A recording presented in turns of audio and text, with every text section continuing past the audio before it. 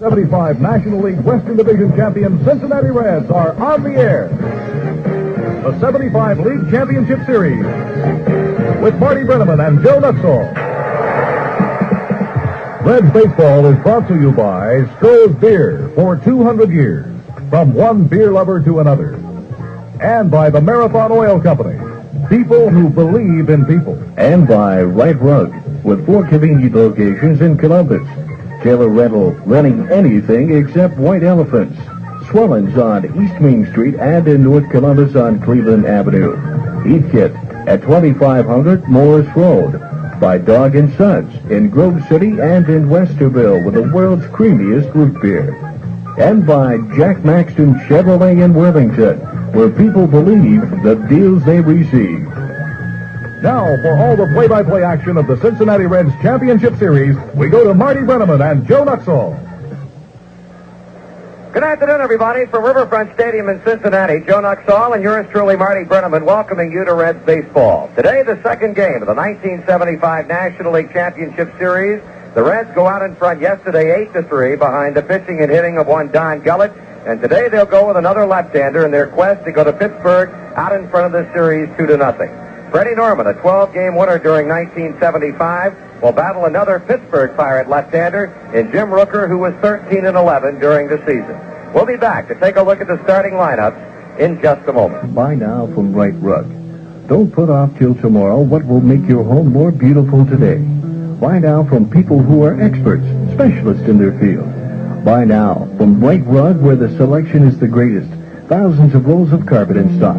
Right here in Columbus, ready to be delivered and installed on your floors.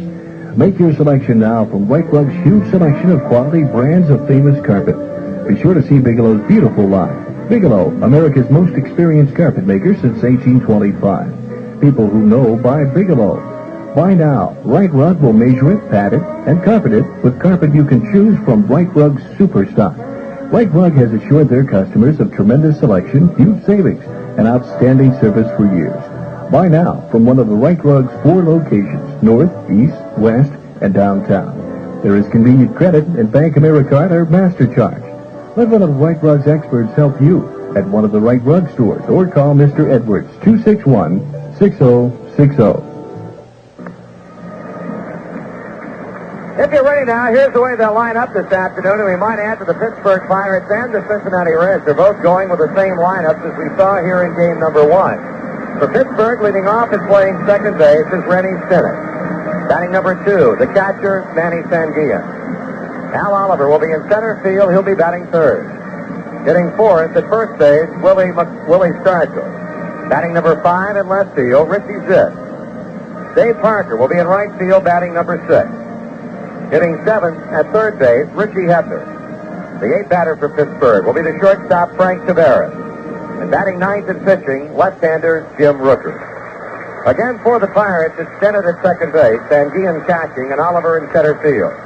Stargell at first, Disk in left, Parker in right. With Hebner at third base, Tavares at shortstop, and Jim Rooker pitching. For the Cincinnati Reds, the leadoff batter, as always, third baseman Pete Rose. Batting second, at second base, Joe Morgan.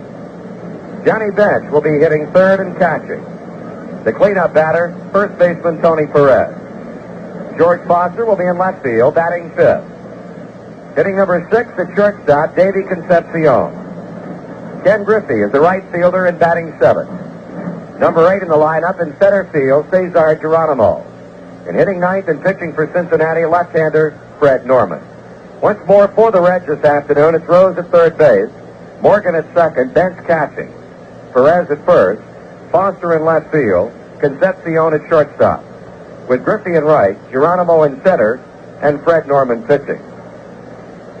Well, Joe, the Reds are trying to make it 2 straight over Pittsburgh this afternoon, and, well, I'm sure it was somewhat of a down Danny Murtaugh, as we heard in the post-game news conference yesterday, pretty much of a one-sided Cincinnati win, and I would imagine that, well, the Pirates view this game as pretty much of a must game this afternoon. Well, I'm quite sure they do, because if we can go into their place 2 games up, why, we're in mighty good shape. But, of course, Jim Rooker is a guy that, as Joe Morgan pointed out, quite different than Jerry Royce. Royce, a power pitcher, where Rooker's a slider and a sinker ball pitcher, and if he keeps the ball down, he can give you problems.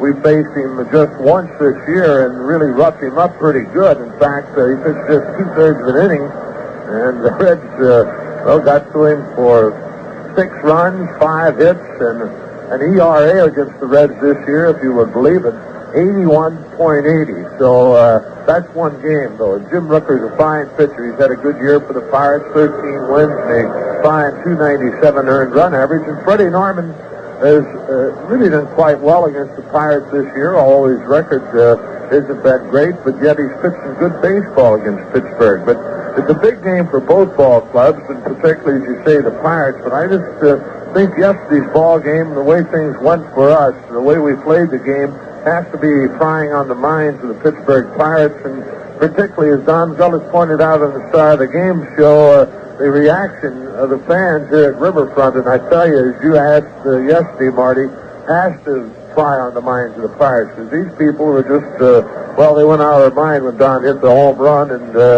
gave him a couple of standing ovations, and I think this is very, very important to the Cincinnati Reds. Joe, so much has been said over the course of the season, and rightly so, and I know we have talked about it as much or more than anybody, and that is that at times the Reds have not fared well against left-handed pitching. Now, we got Jerry Royce out in less than 3 innings yesterday, but coming from an ex-pitcher like yourself, is it not true that for the most part the problems that we have had with left-handed pitching have come from left-handers who are sinker ball pitchers such as Jim Rooker? Well, of course, that's absolutely right, because Randy Jones, who is a sinker ball pitcher, gave us an awful lot of trouble this year. But I think really the guys have really made up their minds, though. You know, we've always did real well against left-handed pitching up until this year, and here of late we've really gotten to a few of them. And of course, yesterday's ball game, I guess the one thing that created Jerry Royce's problem was his wildness, but on the other hand, Joe Morgan helped it along too, because of Royce's concentration on Morgan, knowing he was going to steal. And of course, we get Joe on, the same thing will hold true with Jim Rooker, because Joe is going to go if he gets on. Same with Dave Concepcion, Ken Griffey. We're not going to step back at all, I guess you might say. But I think the guys have really gotten their thing together against left-handers, and I think they welcome the opportunity of facing 3 left-handers. And certainly, if we should win today, I would almost bet that Jerry Royce will be on the mound Tuesday night in Pittsburgh. Joe, you touched on Joe Morgan in a day yesterday that had a lot of frontliners for Cincinnati. Don Gillett with a home run and 3 RBIs, and Ken Griffey knocking in 3 runs.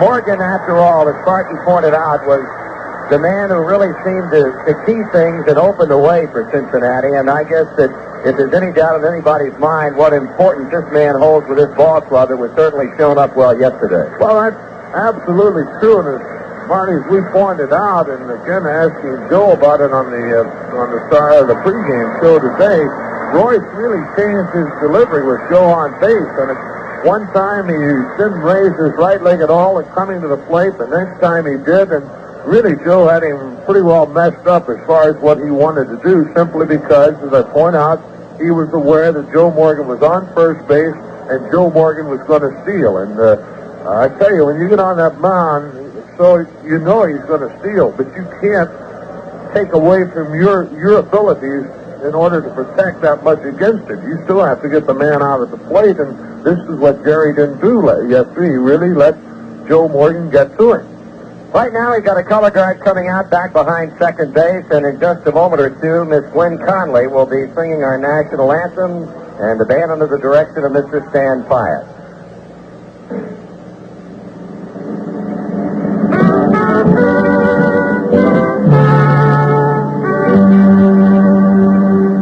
Oh, say, can you see by the dawn's early light what the glory we hailed at the twilight's last gleaming in the bright and bright star through the perilous night?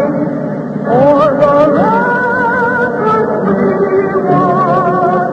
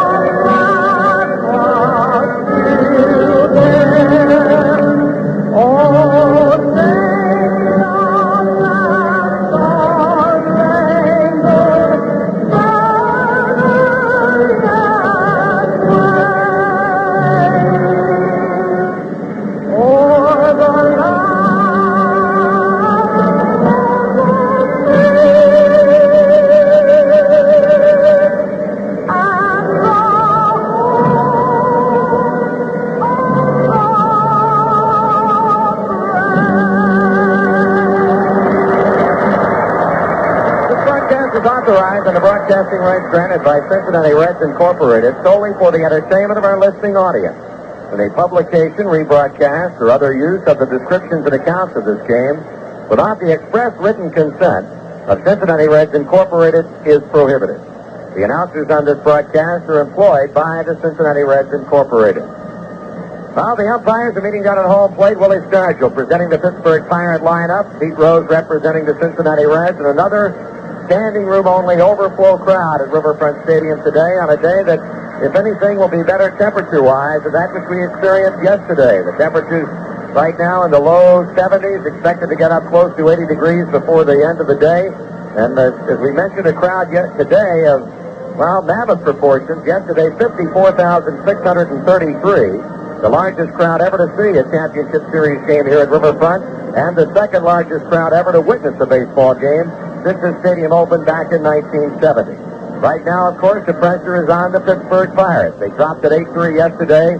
Almost mandatory that they win here this afternoon, and, well, if they are able to do that, and, Joe, again, we talk about the two games here. If the Pirates are able to win with Rooker or whoever today, you have to feel that they'll be going home with being able to accomplish what they set out to do, and that's to split these two games. Well, I think this is the thing that, if we were playing there, why, we'd want to split at least. And we might mention also, Marty, the conditions are a little different than they were yesterday at game time. The sun is not out. It's overcast and thus no shadows at this particular moment. And we've certainly talked enough about the problems that the shadows cause for the batter and for the catcher, too. Manny Sanguin having a lot of problems yesterday, I would imagine, partly because of Joe Morgan and partly because of the problems of picking the ball up from his pitchers. But to split the series, I'm sure the Pirates would be more than happy to get out of here that way, and certainly we hope that it doesn't happen that way, and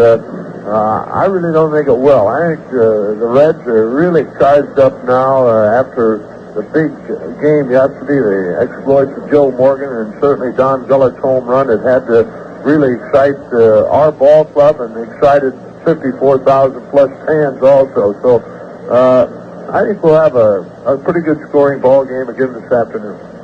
Two pitchers that are working against each other today, Freddie Norman and Jim Rooker, each have appeared in League Championship Series games before. Jim Rooker started a game last year against the Los Angeles Dodgers, did not get a win or a defeat, but pitched very well, going 7 innings, giving up 6 hits and 2 runs, while Fred Norman has had one appearance in League Championship competition, and that was 2 years ago against the New York Mets when he started the game and lasted 5 innings, giving up only 1 hit and 1 run while striking out 3, walking 3, and did not gain the decision.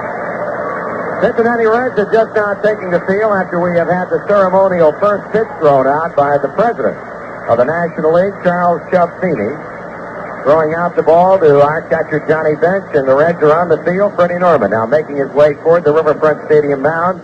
And this a man, of course, who has had great success in his career, not only with the Cincinnati Reds, but, well, before that even, with the San Diego Padres, pitching in this particular ballpark. And as Joe mentioned, even though his record would not indicate it, he has pitched well at times against Pittsburgh this season, and at times they have hit him like he was throwing batting practice. On June the 4th, he started a game, went 7 innings, giving up 5 hits and 2 runs. That was a game that the Reds were held hitless until Davey Concepcion led off the 7th inning with a line drive off the leg of Jerry Royce that forced Royce's ouster in that game, in a game that Pittsburgh won 2-1. Richie Hebner had a home run. And then on the 9th of June, Norman started here at Riverfront, lasted only a third of an inning. Pirates scoring 5 runs on 4 hits, and 3 of those 5 runs coming on a home run by Dave Parker. He then faced him on the 10th of June, going 4 1/3 innings. The next night, coming back in relief, and again they hit him and hit him hard. 5 hits, 4 runs, including a home run by Manny Sanguin. Did not get a decision there, and beat him in his last outing. It took place on the 15th of August, when he went all the way to ring up a victory over Pittsburgh, allowing him 7 hits and 2 earned runs while fanning 6, walking 2, and again gave up homers in that game to Rennie Stinnett and Ed Kirkpatrick. Overall, the Pirates have hit 5 home runs off Fred Norman, and we're talking about a man who gave up a bunch of home runs during the course of the 1975 season.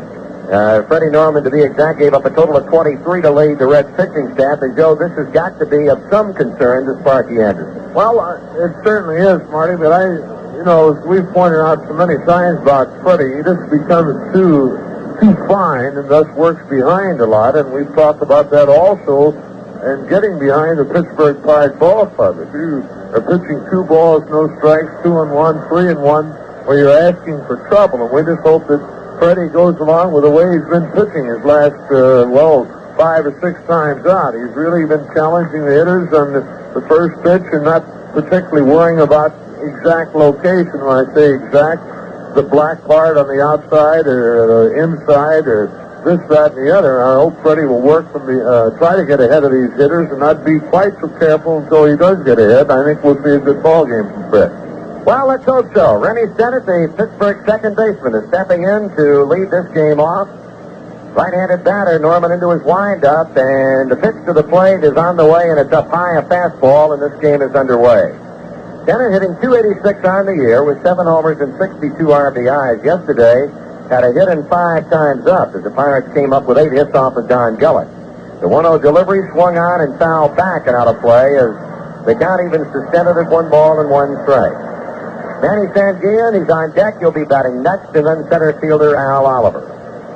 Norman was 12-4 on the year, made 26 starts, had 2 complete games, with 1 against Pittsburgh, as we mentioned, and an earned run average of 3.73.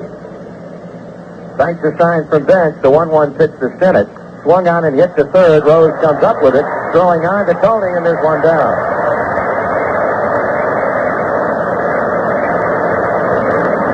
Stennett bouncing on 5-3, the first out in the game, and here's Manny Sanguillen as we check out the Cincinnati Reds on defense. First base, Tony Perez. At second base, Joe Morgan. The shortstop, Davey Concepcion. At third base, Pete Rose. At left field, George Foster. In center, Cesar Geronimo, and right, Ken Griffey. Again, the Cincinnati battery, Johnny Bench catching them, Freddie Norman pitching them. Sanguillen taking his time, setting up. He was 1 hit in 4 times yesterday. Top hitter on the Pirate Club average-wise during the year with a .328 batting average. Had 9 homers and 58 runs batted in. Also a right-handed batter, Sanguillen. He swings and hits one by the mound. Morgan on a hop. He delivers the first, 2 down.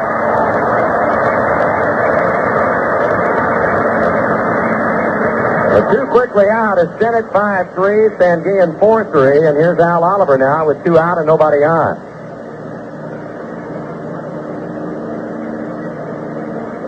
Oliver, a .280 batter. 18 homers and 84 runs batted in. He, like the other 2 before him, had a hit yesterday and 4 times to the plate. Left-hander against left-handed batter, pitches taken outside. Set the umpires for you. Andy Olson behind the plate, Frank Pulley at first base, Billy Williams second, Tom Gorman at third, Art Williams along the left field foul line, and John Kibler on the right field line. 1-0 to Oliver, taken high at ball 2. 2-0. Oakland A's and the Boston Red Sox just now getting their game underway at Fenway Park. The Red Sox beating them 7-1 yesterday. It'll be Reggie Cleveland for Boston and 20-game winner Vida Blue going for Oakland in their bid to try and even that series at a game apiece. Norman behind to Oliver, 2 balls and no strikes. Stargell is on deck. Here comes the left-hander's next pitch, and that's taken for a ball low, and the count goes to 3-0. So Freddie experiencing no trouble at all, retiring Stennett and Sanguillen a pitch away now from walking Al Oliver. And the 3-0 is in there for strike 1 call. Reds outfield giving Oliver room in left center as Geronimo shading toward right. Griffey straight away and deep in right field. Swing and a miss and a full count. As it was yesterday, the base coaches for Pittsburgh, Jose Pagan at first, Bob Skinner at third. Norman has run the count full on Oliver after falling behind 3-0. Here's the payoff pitch, and it's a foul ball off to the left and out of play. Tomorrow, the 2 teams will be off, a travel day. The Reds will be leaving the greater Cincinnati airport at 10 o'clock. We'll work out tomorrow afternoon at Three Rivers Stadium. And then on Tuesday night, Gary Nolan will pitch for Cincinnati. And the scheduled starter for the Pirates is rookie John Candelaria, another left-hander. Speculation that should the Reds win today, Danny Murtaugh may come with right-hander Bruce Thiessen. Norman cranking again with a 3-2 pitch. Check swing and ball 4, and Al Oliver is on with 2 down. Norman issuing a 2-out walk to Oliver that extends the Pittsburgh first inning for Willie Stargell. Stargell yesterday went hitless in 4 times up. During the year with the Pirates at .295 with 22 homers and 90 runs batted in. 5 for 15 in brief appearances against Cincinnati. It seemed as if every time the Reds played the Pirates, Stargell was out with an injury. Strong left-handed batter. Norman working to him, a ball low and outside. Morgan playing a couple of steps behind the back white line at second base. Concepcion pulled a well around toward the second base bag and rose well off the line at third. Norman behind, a ball, no strikes for Stargell. We're in the top of the first. Oliver at first base. He had a 2-out walk. Here's a check of the runner, the 1-0 pitch. Stargell takes high and away, and it's ball 2.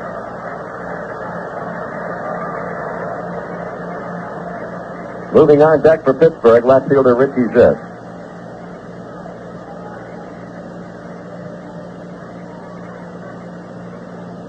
Norman has the sign as he stretches and delivers a 2-0 pitch. Stargell swings and grounds outside of third base. On down to the Pittsburgh bullpen. Count of 2 balls and 1 strike.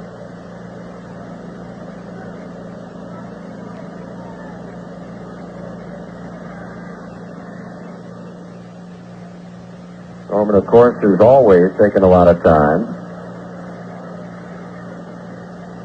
Gullett beating him 8-3 yesterday afternoon, giving him 8 hits and keeping the Pirates in the ballpark. No Pittsburgh home run. Stargell takes it away from him. It's ball 3.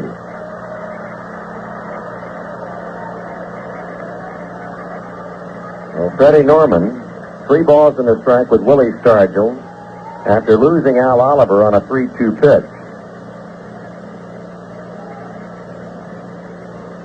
Norman needs a strike, and the 3-1 pitch to Stargell is taken for ball 4, low and outside, and Freddie has issued back-to-back 2-out walks to Oliver, who heads to second, and now to Willie Stargell, who goes on to first base. The batter will be Richie Hebner.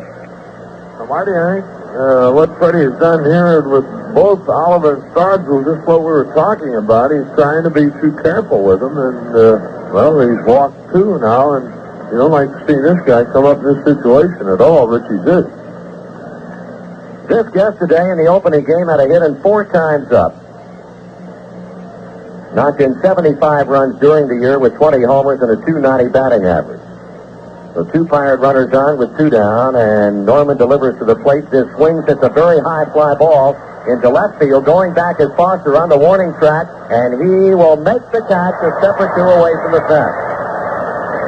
In the first inning for Pittsburgh. No runs, no hits, 2 men left on. Scoreless after a half inning of play, with the Cincinnati Reds just now coming into bat.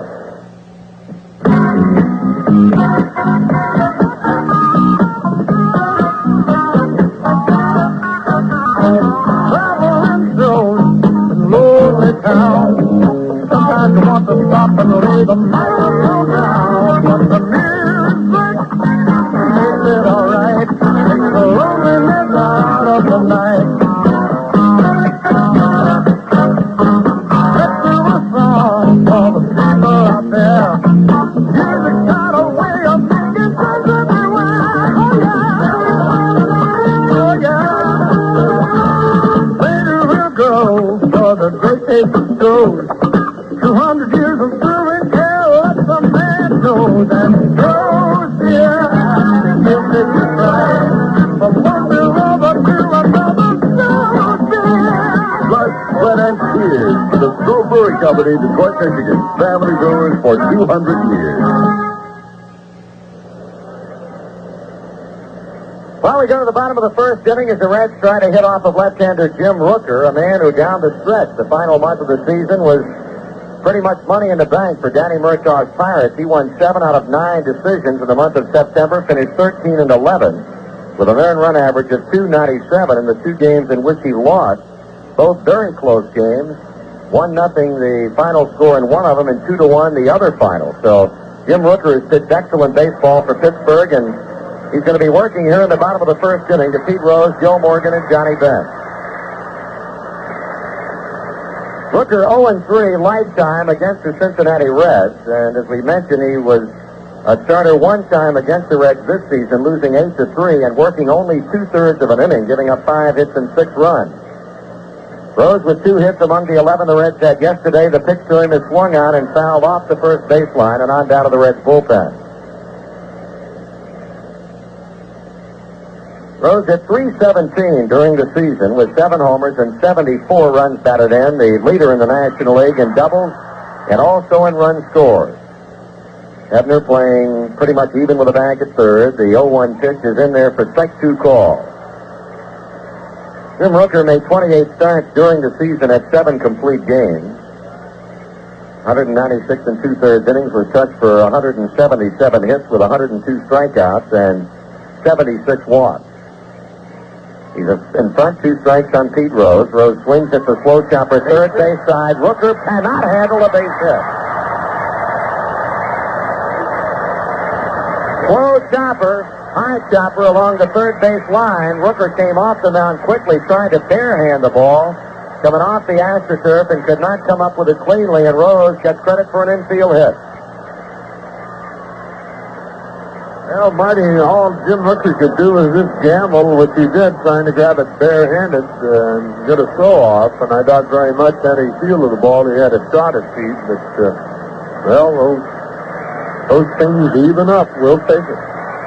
That'll bring up Joe Morgan now as the crowd starts to get into the swing of things. Rooker delivers. Morgan takes it high and inside a ball.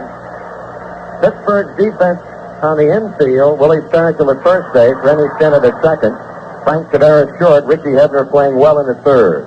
Outfield of Zisk, Oliver, and Parker, left, center, and right, Sanguian catching. Morgan swings, a popper in back of third. Tavares going back in foul ground to make the catch, and that's 1 man down.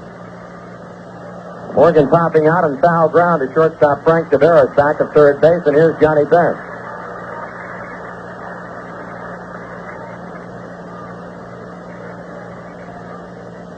Bench in the opening game of the series, 1 for 4, and we talked about that rough outing that Rooker had in his only start against Cincinnati. Bench hit a 2-run homer off of him in that first inning.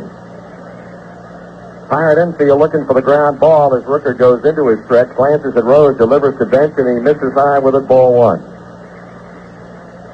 Bench finishing second in the National League and runs batted in with 110 behind Philadelphia's Greg Luzinski, batted .283 and had 28 home runs. Tony Perez on deck. With 1 out, we're scoreless in the first. Rose goes, pitch is swung on, loop down the right field line, a foul ball. Rose running on the pitch, and Bench with an opposite field foul. They even the count at 1-1. Joe mentioned the 4 o'clock starting time and the normal problems that pitcher, batter, and catcher expects to have, non-existent today because somewhat overcast. Right now, no sun at all is out. Okay, Bench ready again as Rose is at first base and leading against the holding Willie Stargell. A ball on the strike, the pitch from Rooker. Bench takes it high and inside at ball 2. 2-1.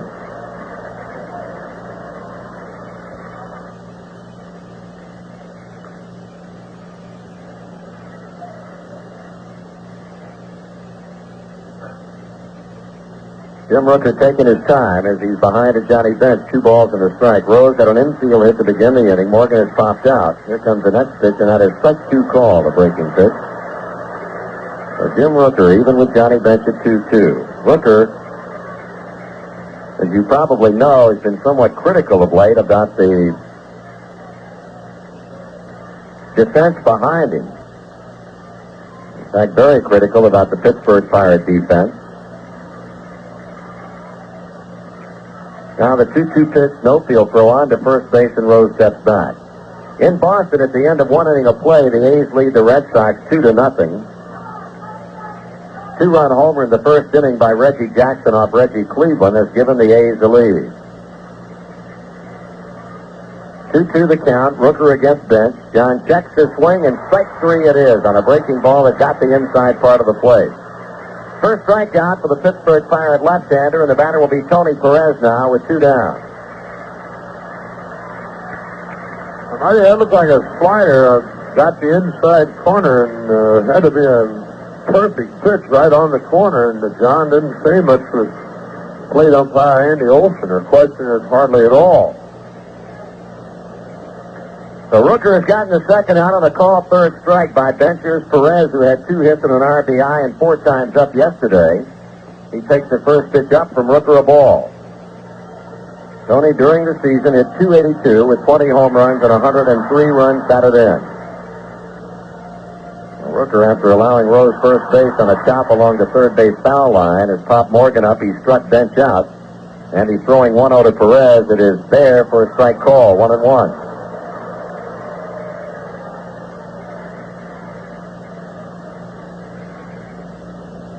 Good acquisition, Jim Rooker, from the Kansas City Royal organization. In fact, they picked him up in 1973 from the Kansas City AAA Farm Club at Omaha. Perez with a fly ball, deep left field. Back is this, and it's gone, a home run. Tony Perez hammers a 1-1 pitch out of here to give the Reds a 2-0 lead. And a no-doubter it was, as that baby landed in the green seats in left field. So Perez has taken Rooker downtown, and the Reds have bolted out in front very quickly here in the first inning.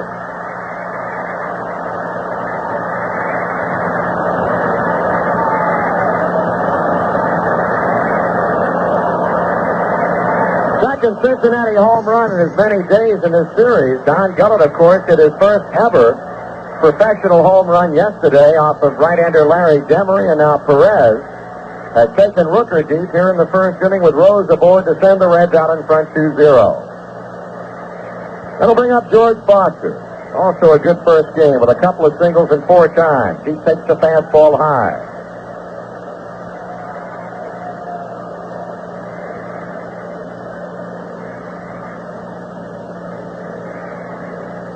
Rooker dealing the 1-0 pitch. Foster with a number into right field. That'll fall for a base hit.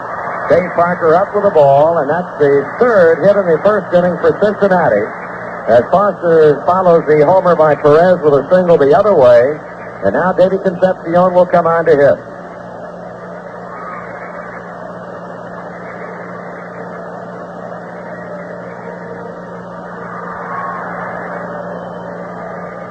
Davey 1 for 3 in the opening game, hit .274 during the year with 49 RBIs, 5 homers. Marty, we noticed the sun has popped out here all of a sudden with David at the plate, and the shadow is right at home plate. The sun is, rather. Rooker delivers. David swings and fouls to the screen, and Jim Rooker finding the third out in the first inning most elusive indeed.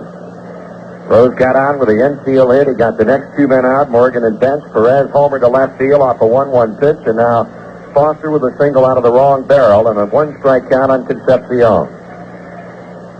Rooker looking to first. There goes the runner. Pitch is swung on and missed. Van Gien's throw to second. It is not in time, and Rennie Stennett not happy about the call from second base umpire Billy Williams. Pittsburgh, the members of the Pirate Ball Club in the dugout also upset over the call. The Reds continue to run and run successfully against the Pirates. Joe Morgan with 3 stolen bases yesterday, and now Foster with a steal here. Manny Sanguin has not yet been able to throw anybody out. Had all sorts of trouble behind the plate in the first game here. So a base hit now would get another run home, as Foster is stolen second, and a 2-strike count on the waiting Concepcion. Here's the pitch. It's taken low, a ball.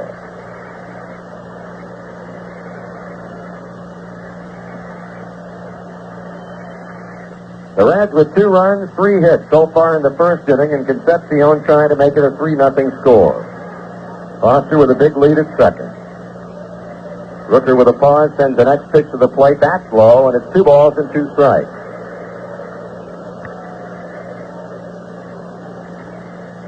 Danny Murtaugh going to his bullpen and going to it often yesterday. Royce, of course, the Reds getting him out in 2 2/3 innings. Kenny Brett, Larry Demery, and Doc Ellis also worked.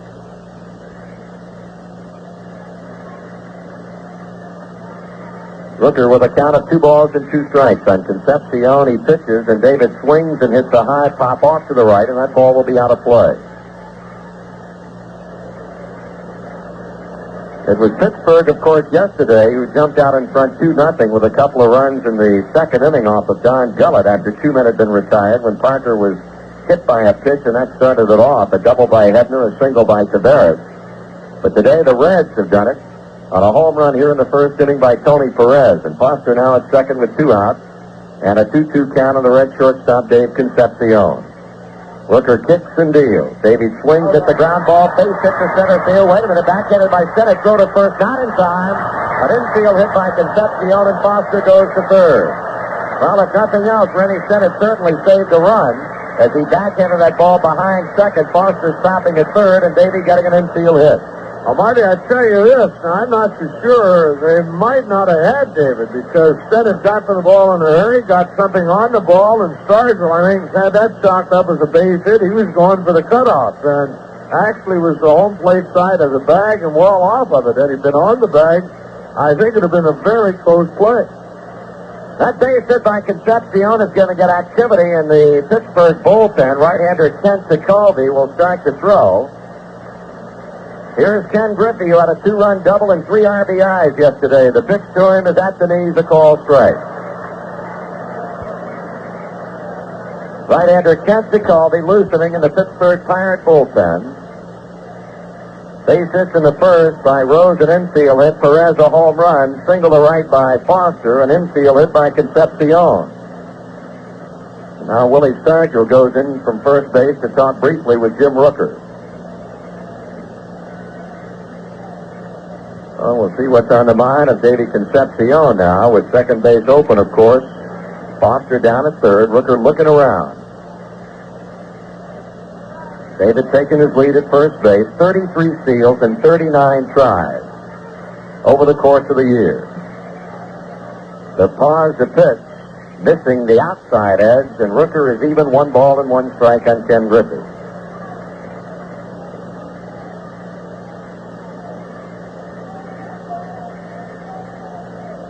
Foster leading at third base. Concepcion at first. Rooker throwing on to first base. Concepcion steps back.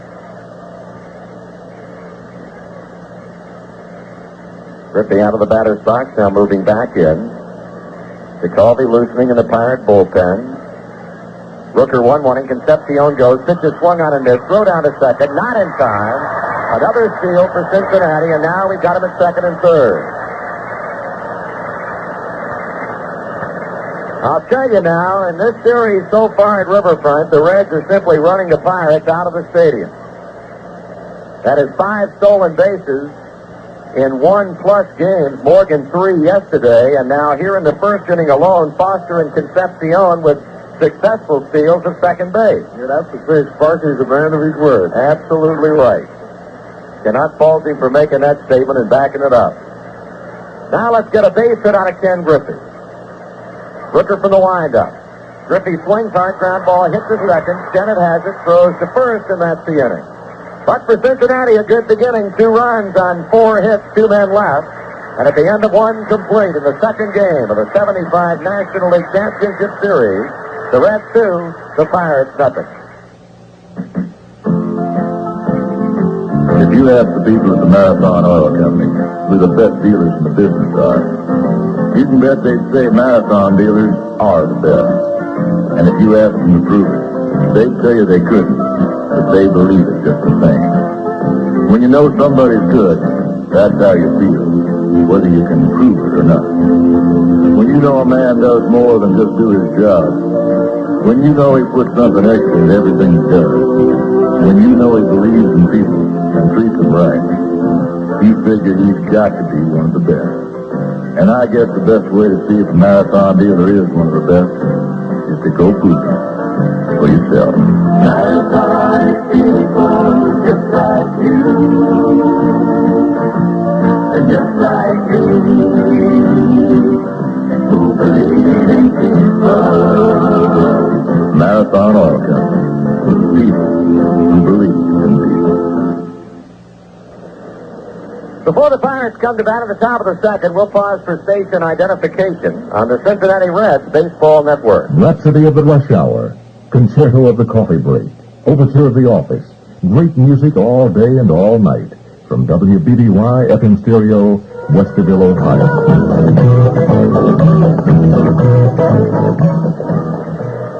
Well, we go to the top of the second inning with the Reds leading the Pittsburgh Pirates 2-0, and it'll be Dave Parker to stand in for openers against Freddie Norman. Norman running into two-out control problems in the first, issuing walks to Oliver and Stargell before ending the Pirate threat on Richie Zisk's long fly ball to left field. Then in the bottom of the first inning, after Rowe's single, an infield hit to lead it off, it was a two-out home run to left field by Tony Perez, his third in League Championship Series play, to give the Reds this 2-0 edge. Also, the second home run by Perez against Pittsburgh in postseason play, hit one against them in 1970, then had one against the New York Mets in 1973. Parker, big man. The Pittsburgh Pirates' success in 75. Left-handed batter, leading it off and swings and misses on Norman's first pitch. He batted over 300, 308 to be exact, hammered 25 out of National League parks, and led the Pirates in runs batted in with 101. He'll be followed here in the second by Hebner and Tavares. Norman's 0-1 pitch. Swung on and missed. Breaking ball up, and Parker really went after it, but did not get it. Strike two. Oakland remaining out in front of Boston 2-0 after an inning and a half. It's Vida Blue for the A's and Reggie Cleveland for the Boston Red Sox. Norman has the sign from Johnny Bench. He's two striking to Dave Parker, and he struck him out swinging. First strikeout for Fred Norman. Here's Richie Hebner.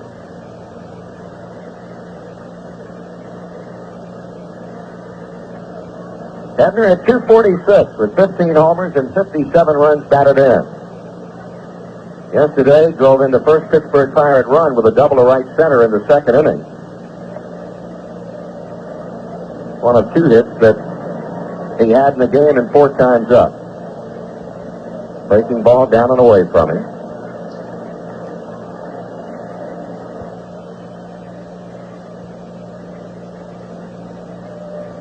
Tavares moving on deck for the Pirates as Norman delivers to the plate. 1-0 pitch. Swung on and missed, and the count's even at 1 ball and 1 strike. Again, an off day tomorrow. 8:30 will be our game time on Tuesday night from Three Rivers in Pittsburgh, and we'll be on the air on most of these same stations with the pregame shows beginning at 8 o'clock. Freddie, even with Hebner, delivers. He looked like he got around on it, but apparently not. And it'll be 2 balls and 1 strike on Hebner. Well, we understand that much talked about controversial strikeout of Frank Tavares yesterday in the 9th inning, that the umpire call at first base Andy Olson's was entirely correct. Ball 3. Well, I will personally, publicly on the airways, apologize to Mr. Olson for what looks to me to be a very, very bad call. Videotape showed very clearly that Tavares got around on the pitch. There's ball 4, and Norman has issued his 3rd walk.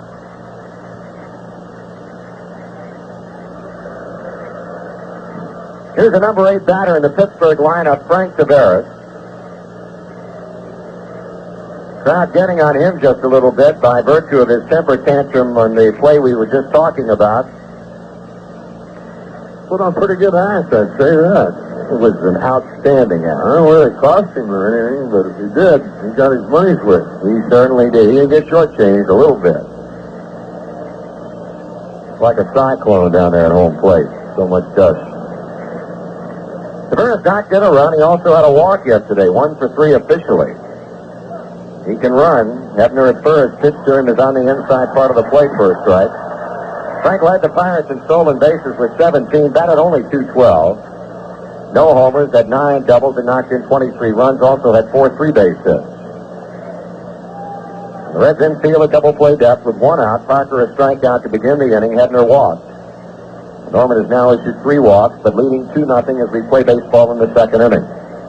Swung on and popped up. Should be a routine play for Perez in foul ground. It is, and they're 2 away.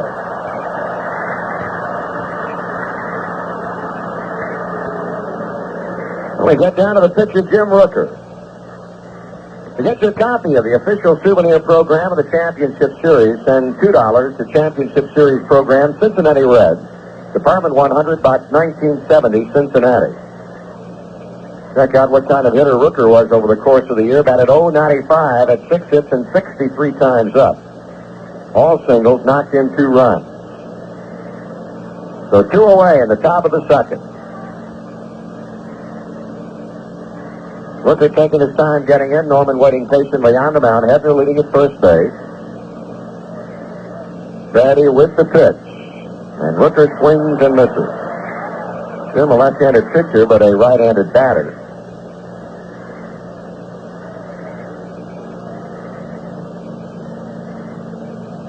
Pitcher against pitcher. Second inning action.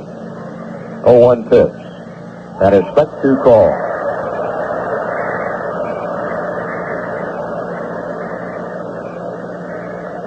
So Fred Norman a strike away from ending the Pirates' second inning as he's gone out in front 2 strikes on Jim Rooker. Rennie Stennett, the on-deck batter for the Pittsburgh Pirates. Norman with a pause, the check of the runner, will try to put Rooker out with this pitch.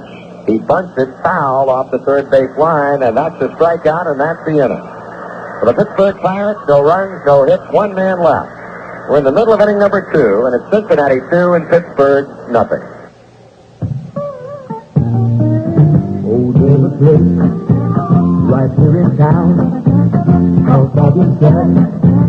That invites Dog and Sons is at 1150 Harrisburg Pike and Eaton Road.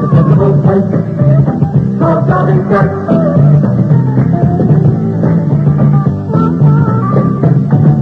Eating out at Dog and Sons is a sure winner. You know, we've talked a good deal this season about the Reds gift shop and newsstand, and a lot of fans who are unable to get to Cincinnati have asked if some of the items we mentioned are available by mail. Well, the answer to that question is a very definite yes. All the Reds gift items like art prints and championship souvenirs are available. For a complete mail-order price list of 580 gift items, souvenirs, and novelties, call the Reds office or write 580 Gifts and News, care of Cincinnati Reds, Riverfront Stadium, Cincinnati, Ohio. Jim Rooker hoping for better things here in the second. He's down 2-0 after Perez took him deep in the first inning. While in Boston, Carl Yastrzemski just threw out Bergkamp and Harris at third on a hit off the wall to end the third inning. And the A's, of course, still leading in that ball game on the Reggie Jackson first inning home run. Geronimo to open up the second for our side, and his presence at the plate immediately brings Hebner in from third base. Geronimo hit .257 with 6 homers and 53 RBIs during the year and had a sacrifice fly yesterday to knock in one of the 8 Cincinnati runs. First pitch from Rooker is a taken strike 1.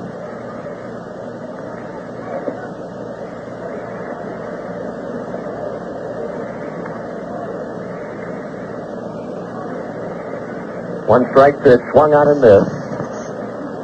Geronimo quickly behind at 2 strikes, with Freddie Norman due up next, and then we go back to the top of the Reds batting order for Pete Rose. Reds getting 4 hits in the first inning. Pirates through 2 turns at the plate have not had a hit yet off Fred Norman. Strike 3 swinging, and that's the second strikeout for Rooker. Freddie Norman will come onto the plate now with 1 down. Norman, in 1975, was up 60 times, had 7 hits and knocked in 4 runs. In fact, in that 8-3 victory over the Pirates that Freddie chalked up here at Riverfront, the last time he faced him, he had a base hit to drive a run home. Bob Skinner setting his outfield from the Pirate dugout is bringing Dave Parker in and pretty much favoring the line, and has Oliver pull well into the gap in right center. Here's the pitch. Fastball is missing for ball 1.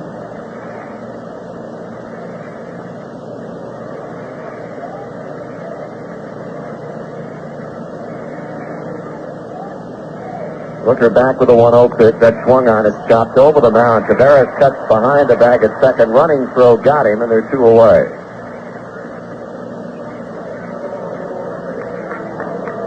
Too quickly down. Here's Pete Rose for the second time in as many innings. He got an infield hit. Slow, high chopper along the third base line that Rooker could not handle in the first inning. Rose now officially has been up 6 times, has had 3 hits. Of course, as we pointed out yesterday, during the 12 games in which these two clubs went head-to-head, Rose batted only .217 against Pittsburgh with 10 hits and 46 times up, but has changed that considerably so far in this league championship series. Rooker bidding to get the side out in order, and this is inside a ball. Pete collecting his 2,500th base hit on the 17th of August against Pittsburgh. Strike is called, and it's 1-1. Bouncing back after a 1974 season that saw him bat under 300 for the first time in 9 years. At .317 at 210 hits. To finish in a tie for second behind league leader Dave Cash with 213. Rose and Garvey of the Dodgers had 210. Swung on and fouled out of play to the right, and it's a ball and 2 strikes.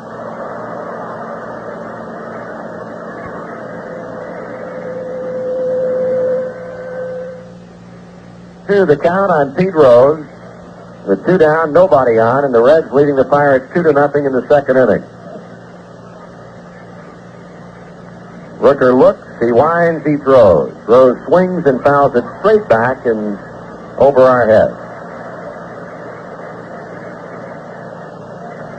In the inning, Geronimo has struck out swinging. Freddie Norman has been thrown out 6-3.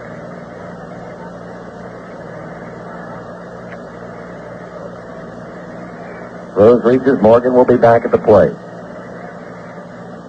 Here's the pitch. Check swing foul ball as Rose protects the plate on the 2-strike pitch, and it's a bouncer into the Cincinnati dugout.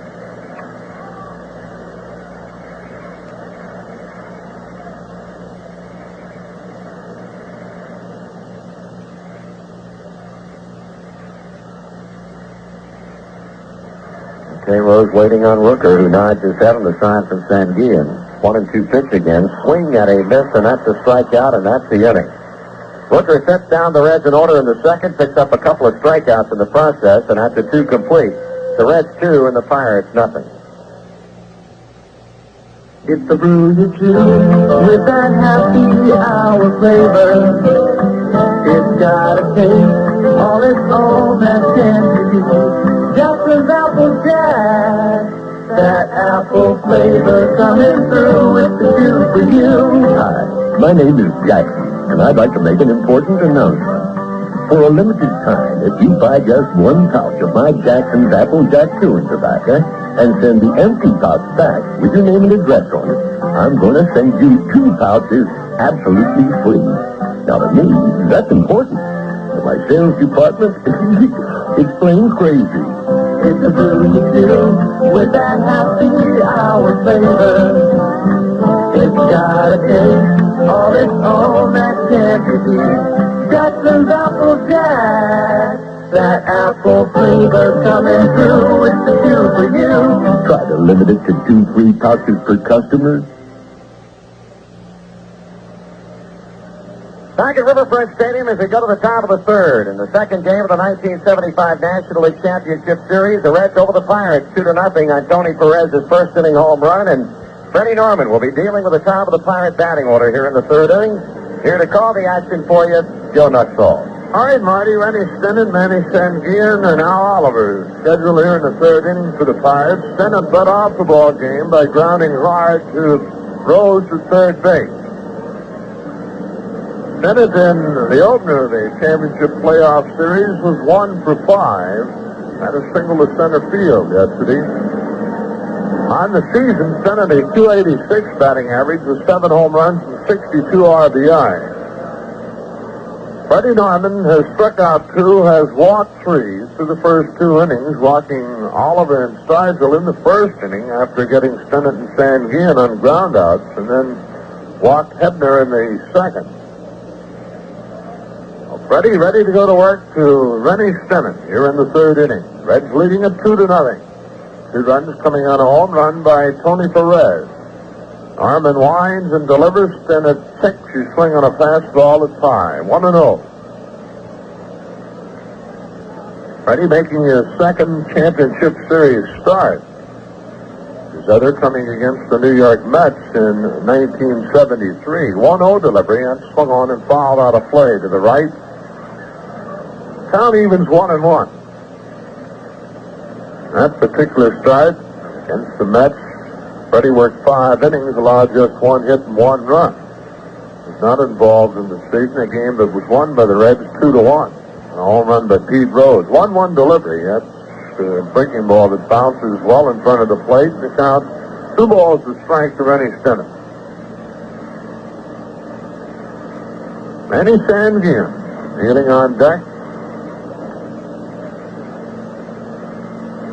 Ready on the year, 12-4. Here's his 2-1 to Stennett. That's swung on and fouled straight back. Count evens 2-2. Stennett with 25 doubles this year, 7 triples along with the 7 home runs.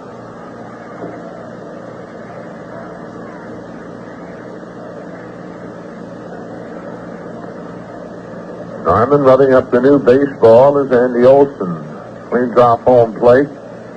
Freddie looks in the bench. Into the line, the 2-2.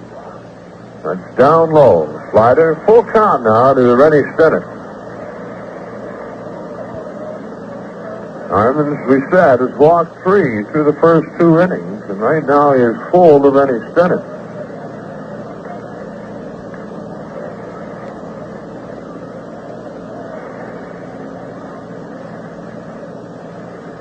Norman into the line, and the 3-2 delivery. Swung on and fouled off the end of the bat.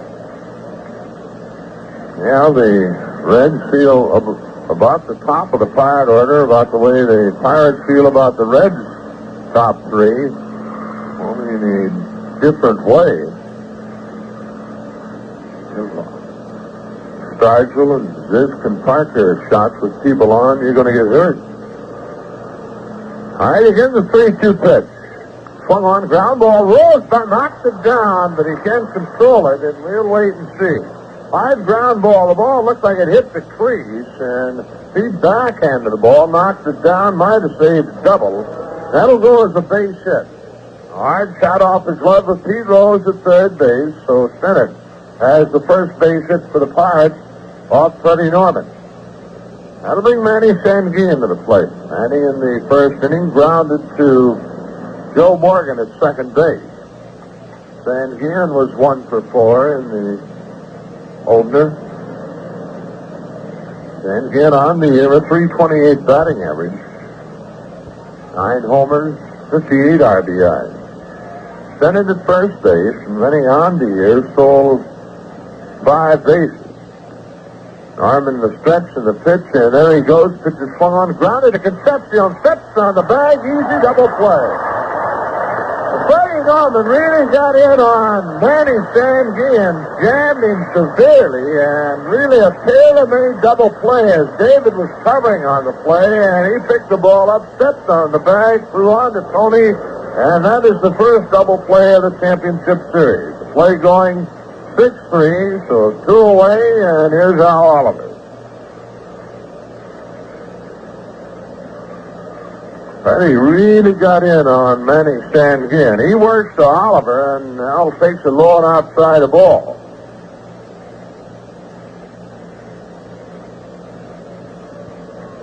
Oliver, a .280 batting average on the year. 1-0 delivery. That's a check swing, but it's a strike on a breaking pitch. 1-1. Al in yesterday's game had 1 hit and 4 times to the plate. Norman into the line and delivers. Oliver swings, bounces it right back to Norman. He has it, throws on to Perez, and that's it. The Pirates are out here in the third. No runs, they get 1 hit, but no errors, no one left on base, and it's the middle of the third. The Reds 2, the Pirates nothing.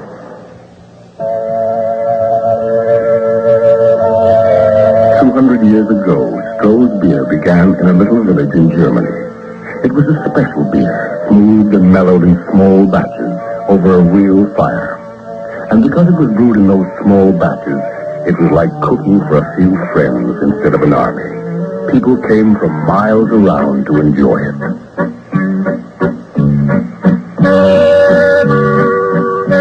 Today in America, Stroh still brews much the same way, and it's still a smooth and mellow beer. So on our 200th anniversary, we picked and sold Saxon German. You know what? People came from miles around to enjoy it. Golden...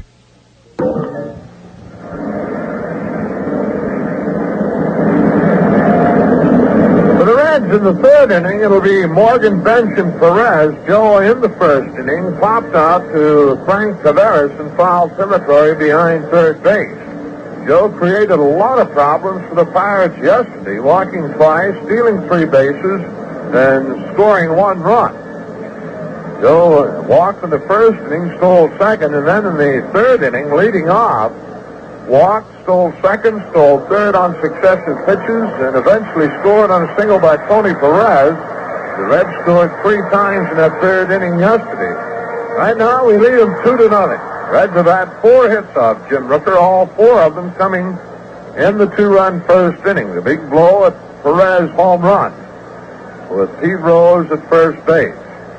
Rooker ready to go to work to Joe Morgan. Richie Hebner in shallow at third. Rooker winds and delivers. Morgan takes it up high, a ball. Rooker has not walked anyone. He struck out 3. He got Bench in the first. And Geronimo and Rose in the second. Morgan swings and pops it into right center field. Now Oliver and Dave Parker over. Parker calls and makes the catch, 1 away.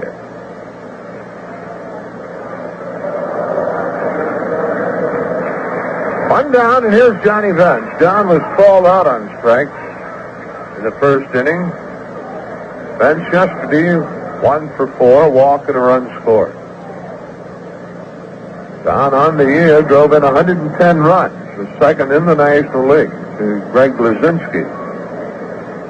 1 away as Rooker delivers. Bench swings on it and fouls it straight back, and it's 0-1 to Johnny.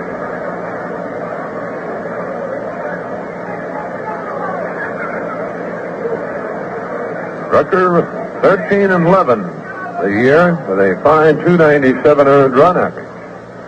His 0-1 delivery.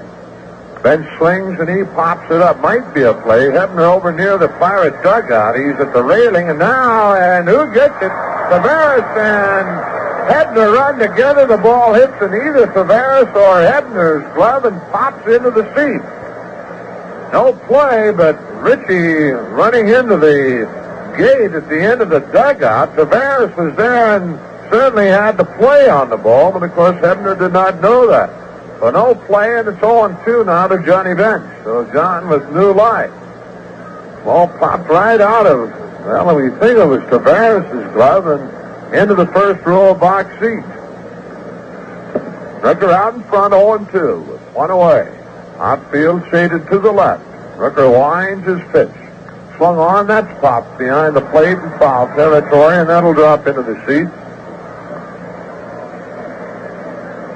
On the ground crew, apparently a souvenir of the championship series. Look down, you see Ray Shore and Chief Bender. 0-2 the count to Johnny Bench. Morgan led off the inning by hitting a fly ball to shallow right where Dave Parker took it in. Rooker checking in with Sanguin. The line, the 0-2. Swung on, and that's pulled foul. Off to the left. Well back into the red seat. The count holding, no balls, 2 strikes to Johnny Bench. Well, the A's have taken a 3-0 lead now as they score a run in the 4th inning.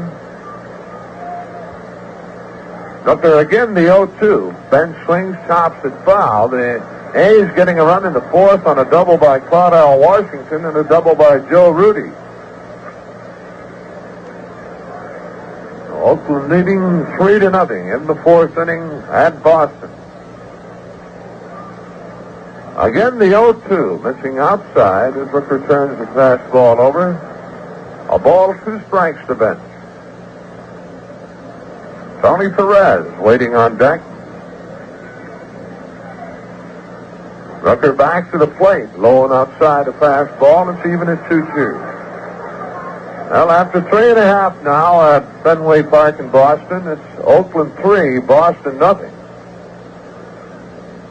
One home run in that game, a 2-run shot by Reggie Jackson in the first inning. 2-2 delivery. Swung on and missed. And that's the second time the Rooker has gotten Johnny Bench just a curveball. 4 strikeouts now for Jim Rooker. 2 away and Tony Perez to the plate. Tony gets a good hand in his home run in the first inning to give the Reds a 2-run. Tony, in yesterday's game, had a couple of hits and 4 times up. Outfield for Tony straight away. Richie Hebner deep at third. Rooker to the plate, and Perez takes high and inside. As Rooker knocks him away, and it's 1-0. The 1-0. High, and it's 2 balls, no strikes to Perez. George Foster on deck with 2 out. Rooker into the line. The 2-0 delivery. Swung on and missed the fastball. 2-1.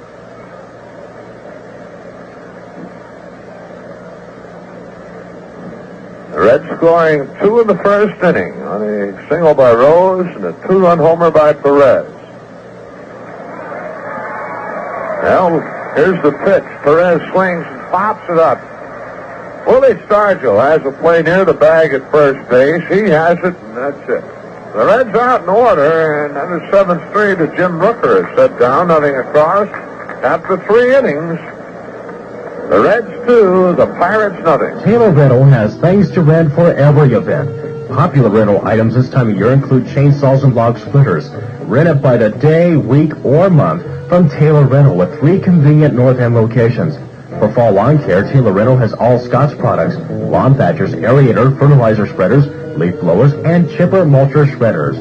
When you need something just once, always think of Taylor Rental. They'll save you money every time. For your carpets, they rent Steamex and rotary brush carpet cleaners. And if you're moving this fall, Taylor Rental rents moving trucks, trailers, dollies and pads, 12 to 18-foot moving vans, and some are equipped with hydraulic lift tailgates. Yes, Taylor Rental has just about anything to rent except white elephants. See them just north of Morris Road on Cleveland Avenue and downtown Gahanna at 124 Granville Street. And for the Northwest area, Taylor Rental is on Route 161 in Limburg. By the way, who would want a white elephant?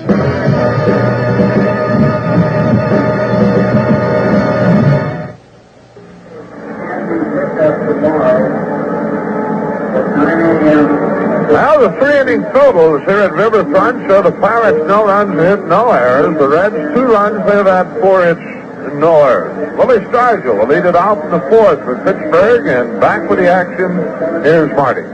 Okay, we'll pause now for station identification on the Cincinnati Reds Baseball Network. Your most frequently frequented frequency.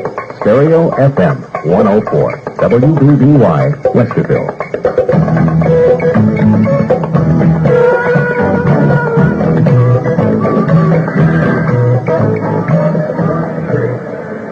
Okay, Freddie Norman getting ready to go to work against the Pirate batters in the 4th inning. Willie Stargell will lead it off. He walked in the first. One of 2 walks that Norman gave up in the first inning. He also issued a later one to Richie Hebner in the second, and the only Pittsburgh hit, an infield hit by Richie Hebner off Rose's glove in the 3rd inning.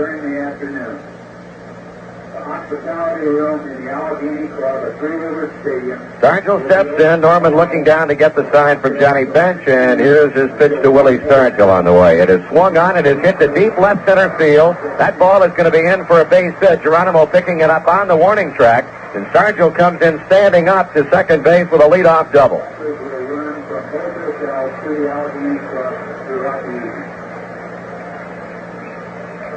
Willie Stargell with a shot into the gap in left center field, a 2-base hit to begin the 4th inning for Pittsburgh.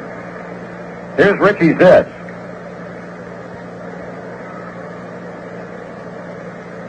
Zisk with 2 on and 2 out in the first inning at a fly ball that Foster caught a couple of steps away from the wall and straight away left field. This drove in more runs against Cincinnati than anybody else on this Pirate club during the season. He had 13 RBIs and also hit 4 home runs. And the Pirates bidding to get on the board in the 4th inning on a leadoff double by Stargell. Norman the stretch and the pitch taken high by Zisk, ball 1.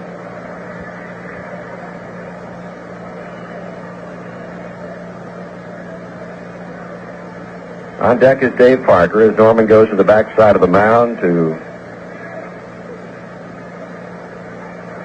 rub up the baseball, and now it appears that Jack Billingham is going to go down to the Cincinnati bullpen to begin throwing. Sparky Anderson had Billingham up in the 5th inning yesterday working, but of course he was never needed as Don Gellert went all the way to defeat the Pirates 8-3. Now the 1-0 to Zisk. That is taken inside. It gets by Johnny Bench, and Willie Stargell will come on to third base as Fred Norman has been charged with a wild pitch. 2 balls and no strikes on Richie Zisk, and a wild pitch has moved the potential first run of the game for Pittsburgh down to third base. Now the Red Sox have knocked out Vida Blue in the 4th inning after Yastrzemski's 2-run homer, Fisk doubled, and Lynn singled. First and third with nobody out, and Jim Todd has now come on in relief for Oakland. So Boston spotting him a 3-0 lead on a 2-run homer by Jackson in the 1st inning, and back-to-back doubles by Rudy and Washington in the 4th. The Red Sox are going to work themselves in the 4th inning as they have knocked out Vida Blue, and they're now trying to tie it up and possibly go ahead with 1st and 3rd occupied and nobody out. Jack Billingham is throwing in the Reds bullpen. Freddie Norman has Stargell at 3rd and nobody out. He's behind 2-0 to Richie Zisk. The Reds lead in the game 2-0 in the top of the 4th. Here's the next pitch. That is a check swing, ball 3 low, 3-0.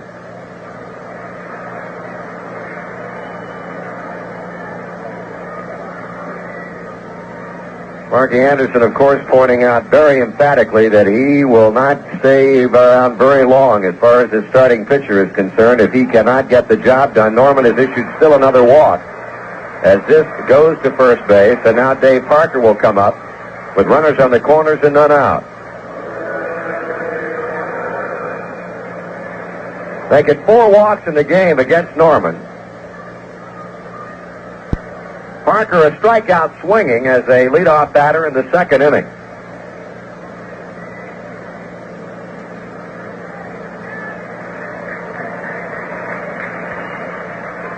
Well, we understand now that the Red Sox have tied things up in Boston as Rico Petrocelli has hit into a double play with a runner scoring from 3rd, 5th. Here's a ground ball hit foul at first base by Parker.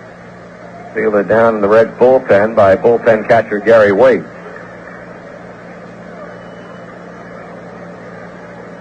Pittsburgh posing the first bona fide threat of the game. They had 1st and 2nd occupied in the 1st inning, but they were 2 out when Zisk hit the fly ball to left. Here in the 4th, Stargell has doubled to left center, has moved to 3rd on Norman's wild pitch, and Zisk has followed with a walk. Infield double play death. 0-1 pitch. Parker swings and misses. Throw to 3rd, not in time. Stargell coming back head first, and Johnny Bench really throwing a rocket to Pete Rose. Very, very close play at 3rd. Stargell was safe. But I'll tell you one thing, you'll think a little bit more about taking the kind of lead he just had.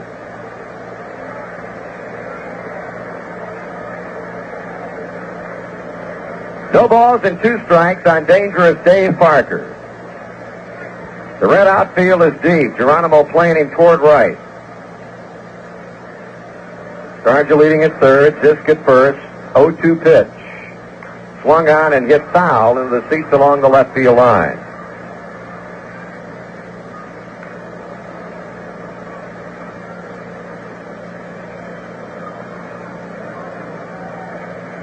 Billingham throwing to Bill Plummer in the Cincinnati bullpen. First time today it's been active. Norman with a long look in. Now the motion. And again the 0-2 pitch. Grounded foul again at first base. Back into the Cincinnati dugout. The Reds win this one. They'll be going to Pittsburgh leading 2-0 and needing only one more victory in the 3 games at Three River Stadium to win the 1975 National League pennant. 2 in the first inning on Tony Perez's home run. And now the Pirates knocking on the door in the 4th. And Norman trying to retire the always dangerous Dave Parker. A holding count of 2 strikes. Johnny Bench hanging a sign from back behind the plate. Norman checking the runners. He kicks, he deals. Parker swings and fouls again.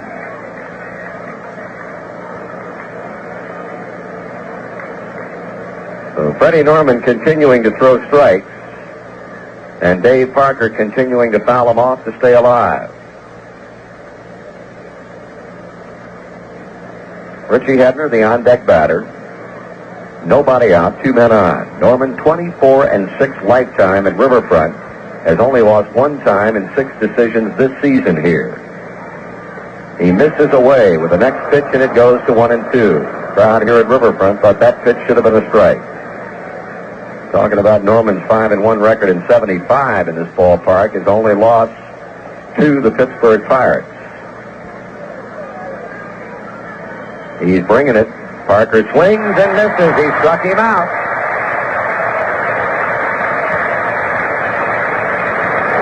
Strikeout number 3 for the Cincinnati left-hander, and a mighty big strikeout it was as he punches Parker out, and now he'll be working to Richie Hebner. Norman had 2 strikeouts in the second inning. Dave Parker for the first one, Jim Rooker for the second, and now gets Parker again. Hebner walked in the second inning.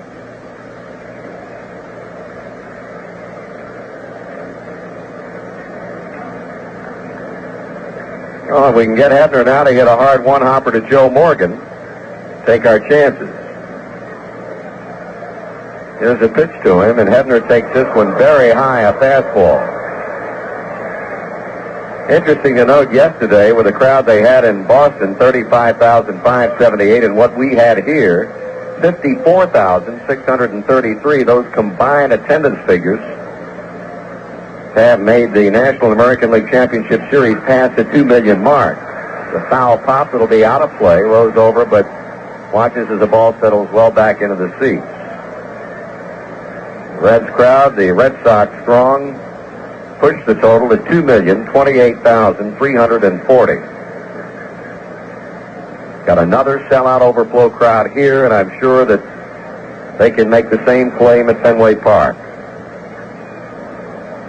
Red Sox, by the way, are finally out in the bottom of the 4th, but they tied it up against the A's at 3 apiece. Here it's 2-0 Reds, 1 out, 2 on. Norman's 1-1 pitch to Hebner. Swung on and missed, strike 2.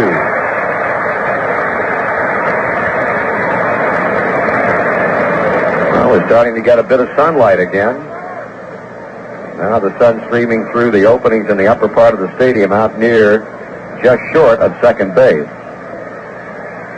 So the sun has certainly not been a factor today. I don't know that it was really much of a factor, except maybe in Sanguillen's case and also in the left fielder case yesterday.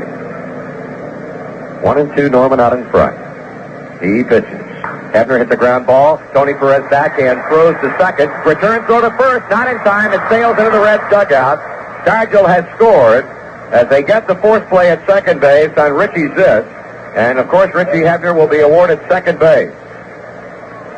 Tony backhanded the ball and went quickly on to second, and Davey Concepcion to get the force out of Richie Ziss. Hebner getting credited with an RBI to make it a 2-1 score, and a throwing error has been charged against Dave Concepcion. So that error becomes the first error so far in this series. The Pirates have scored to cut the Reds' lead to 1 and have the tying run at second base in Hebner as Frank Tavares steps in.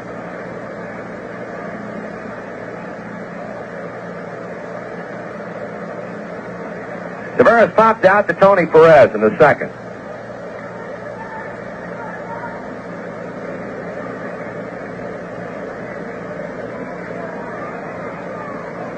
Norman throws to the plate. Tavares swings and fouls it out of play.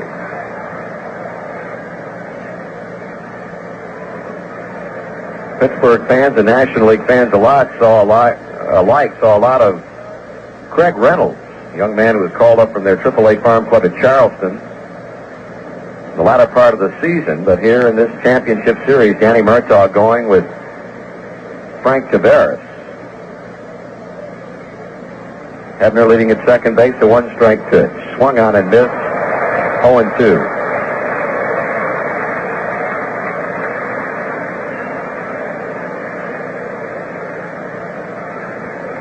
The wild pitch by Norman paves the way for the Pirates to score a run here in the fourth inning. After Stargell had doubled, he moved to third on Freddie's wild one and has scored as Hebner has hit a ground ball to first. Tony gets a force out at second with Stargell scoring.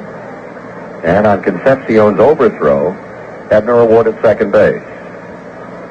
The 0-2, Tavares just gets a piece of the ball to stay alive.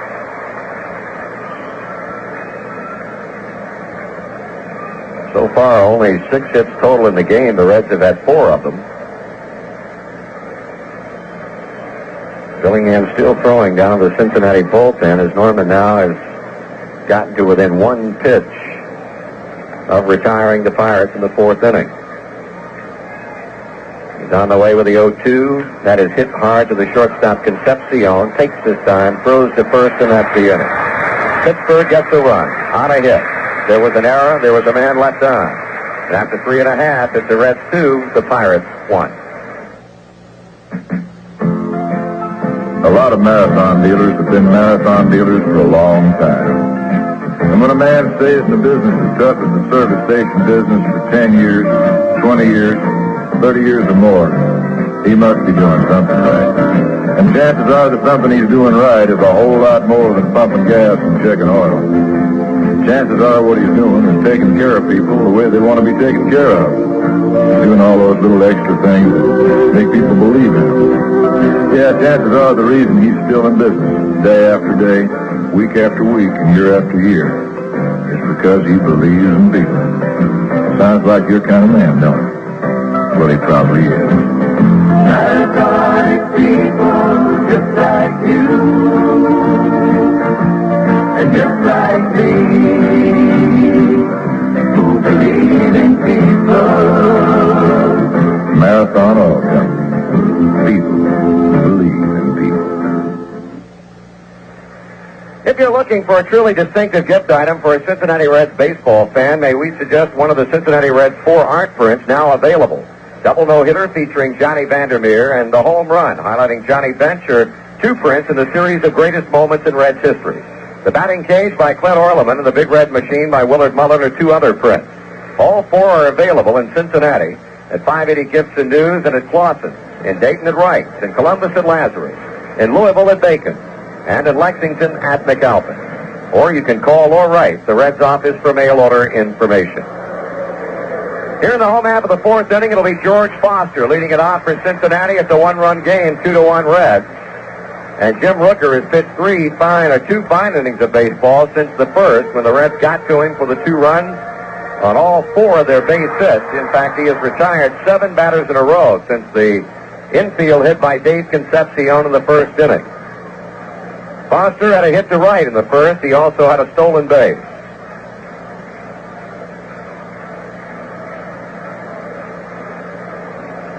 Rooker into his windup, the pitch, and that's taken below the knees, ball 1.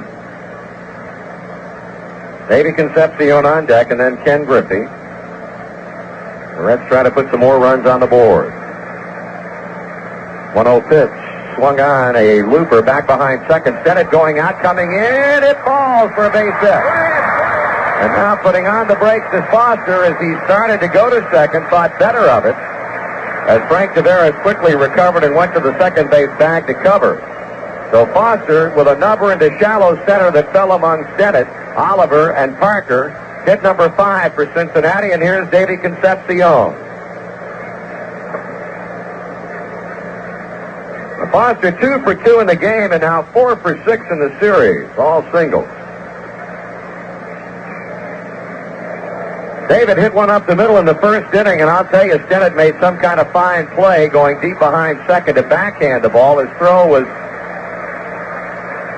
not in time at first base. but really saved a run because Foster would have scored if the ball gotten through. Here's Rooker's throw to first and not in time. Let's see what the Reds will be doing here now as they got another man on. Foster with a leadoff hit.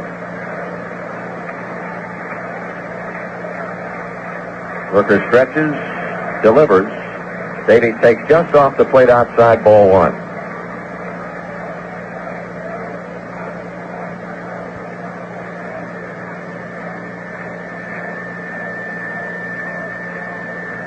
Rooker hands on knees, looking down for the sign. Foster taking his lead.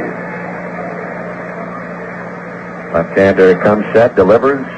Low inside, ball two. 2 balls and no strikes. Davey finished very strong at the end of the year with a 9-game hitting streak. Batted .340 in the month of September to finish off at .274, and really when all was said and done as far as his batting average was concerned, he did not finish too far underneath his 74 average of .281. Rooker has yet to throw a strike to him. He deals a 2-0 pitch, and that's swung on and looped into right center field. Oliver and Parker coming together. It'll end be in for a hit. Here's Foster going to second and holding there as the Reds have dumped a couple into the outfield off of Jim Rooker here in the 4th inning and had 2 men on and nobody out.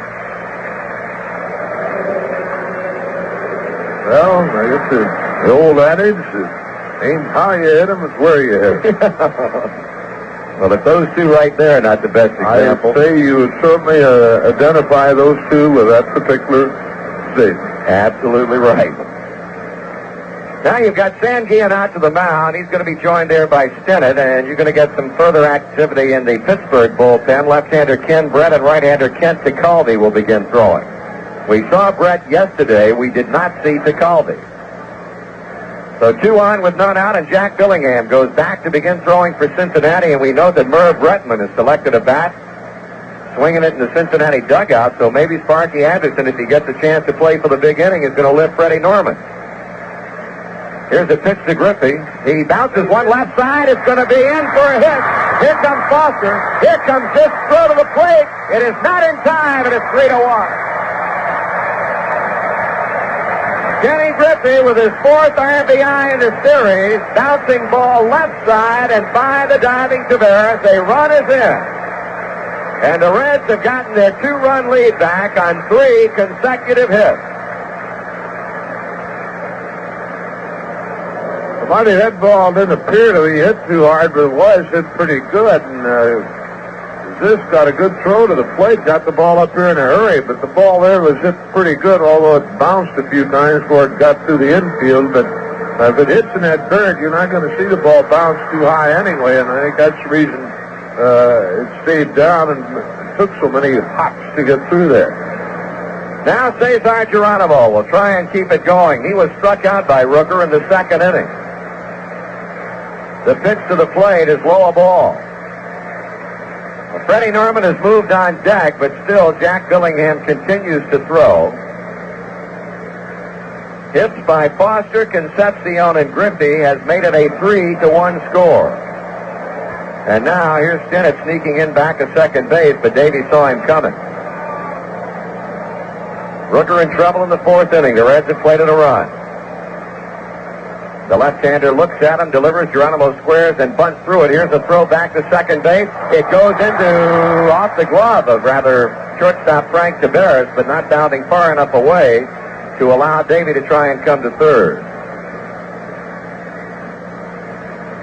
Davey going to dusting himself off out at second as Willie Stargell takes the baseball from the second base umpire Billy Williams and returns it to Jim Rooker. 1 ball, 1 strike. Both bullpens are busy. Tekulve and Brett for Pittsburgh, Billingham for Cincinnati. Now the plate umpire Olson calls time as Geronimo backs off the plate. Reds a total 7 hits in the game, picked up 11 yesterday.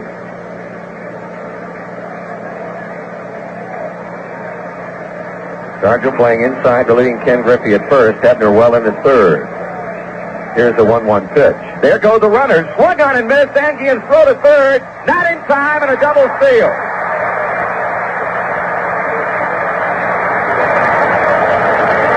unbelievable exhibition of running baseball in this series.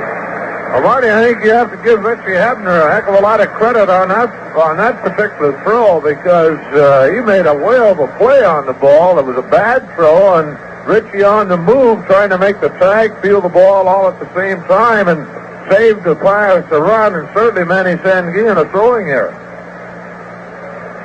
Well, you got him at second and third. The Pittsburgh infield is now going to come in.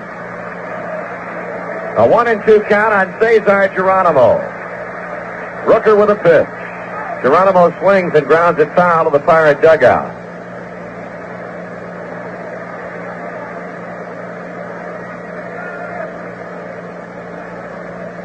Those two stolen bases on the double steal by Concepcion and Griffey now make it stolen bases number 6 and 7 in the two games, and this one not even half over yet.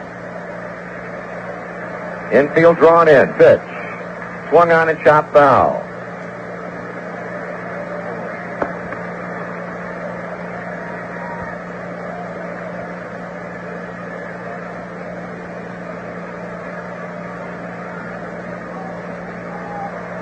Alex Graham is talking with Davey Concepcion down at third base. Geronimo looking for his first hit of the series. 0 for 3 yesterday and a strikeout earlier in this one in the second inning. Hit now of any distance would make it a 5-1 ball game. Now, with Rooker taking too much time, the Chief steps away from the plate.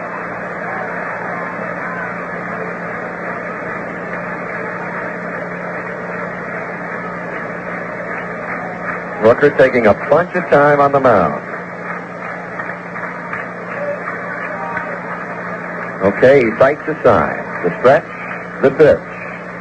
That is strike 3 call, and Geronimo is punched out for the second time. First down in the inning, and Freddie Norman will come out and hit for himself.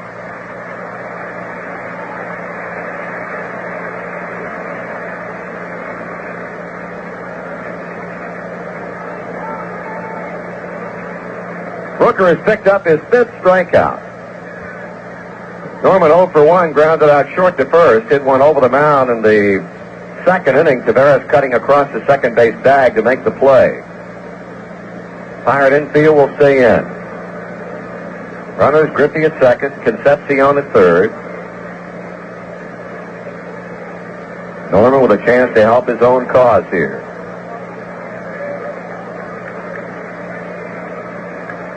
Rooker ready. He pitches. And Norman takes a strike away from him.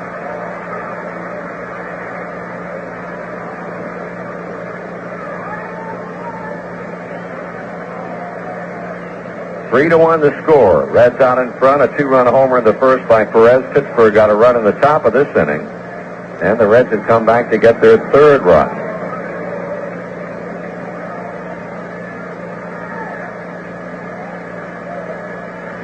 Here's Rooker.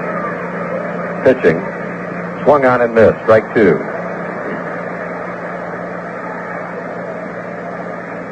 The end of 5 at Boston's Fenway Park. It's the A's 3, the Red Sox 3. Boston trying to make it 2-0 as they go west. And the Reds are trying to make it 2-0 here as they head east.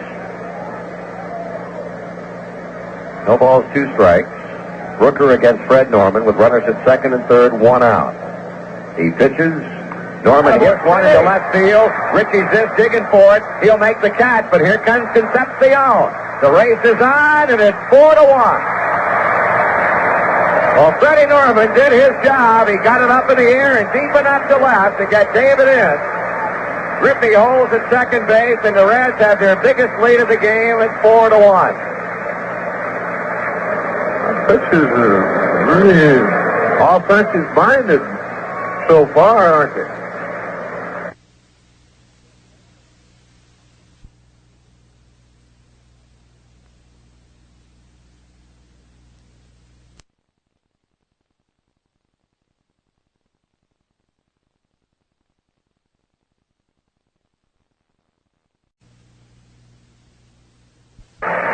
Griffey holds at second base, and the Reds have their biggest lead of the game at 4-1. pitchers are really offensive-minded so far, aren't they? Yes, 4 RBIs. Third of the runs driven in. That's not too bad. See some strange things in postseason competition. Dave McNally with a grand slam homer in the 70 series. Mike Cuellar has in the past had a home run in postseason competition. Gullett yesterday. Let's see if Pete can get Griffey in with 2 down. Takes the fastball outside. Rose is 1 for 2 on an infield hit in the first. Rooker struck him out swinging in the second. 2 big runs across in the 4th inning. It's a 4-1 game.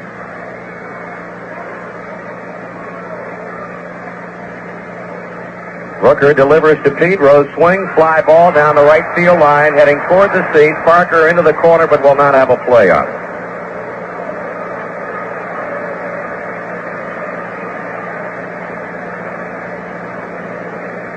One ball and 1 strike on Pete Rose. Have to feel this is going to be the final inning of work for Rooker. He is scheduled to lead off the 5th for Pittsburgh.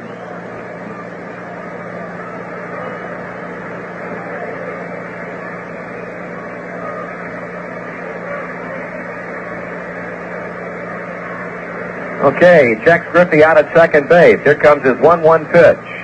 Swung on, a fly ball hit into deep right field. Parker racing back under and makes the catch to retire the side. For Cincinnati in the 4th inning, 2 runs on 3 base hits.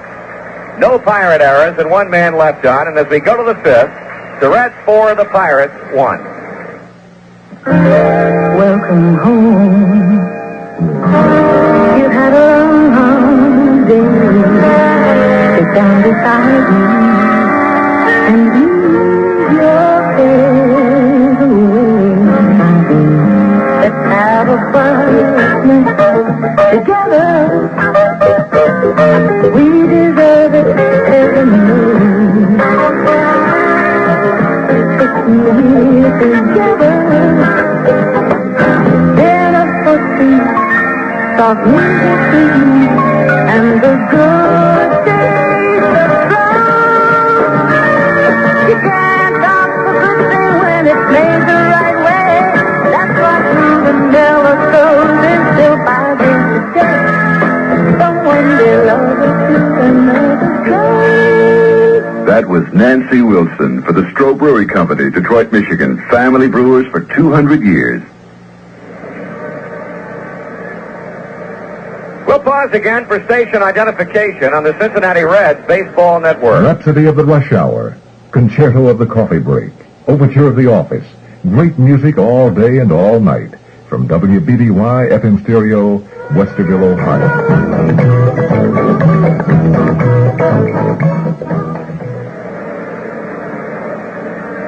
Well, as we go to the 5th inning, Danny Murtaugh is going to go to his bench and call on the right-handed batting Bill Robinson to hit for pitcher Jim Rooker. Be Robinson's second pinch hit appearance in as many games. He hit yesterday for Kenny Brent in the 5th inning, and Don Gullett simply blew him away, striking him out on 3 pitches. Fred Norman now leading by more runs than he has had the pleasure of leading all afternoon. 4-1 the scores. The Reds have enjoyed 2 2-run innings in the 1st and in the 4th. And now Bill Robinson will come onto the plate to lead off the 5th for Pittsburgh. During the year, Robbie hit .280 with 6 homers and 33 runs batted in.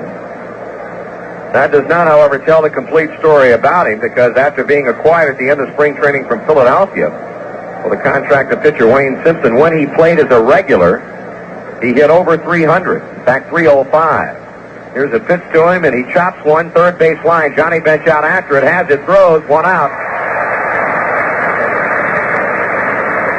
The 1 pitch is all it takes to dispose of Bill Robinson, and now Rennie Stennett will come to the plate. Stennett is 1 for 2. He bounced to third in the 1st inning. He reached on an infield hit to third off Pete Rose's glove in the 3rd inning. 4 runs, 7 hits, an error for Cincinnati. A run, 2 hits, and no errors for Pittsburgh.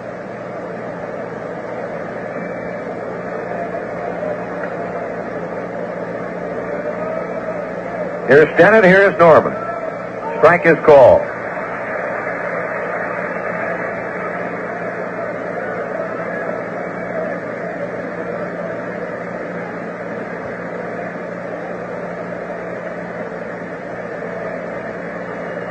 Freddie's 0-1 pitch. Stennett takes inside a ball. Here's today's scoreboard stumper. What individual holds the championship series record for most home runs in a game?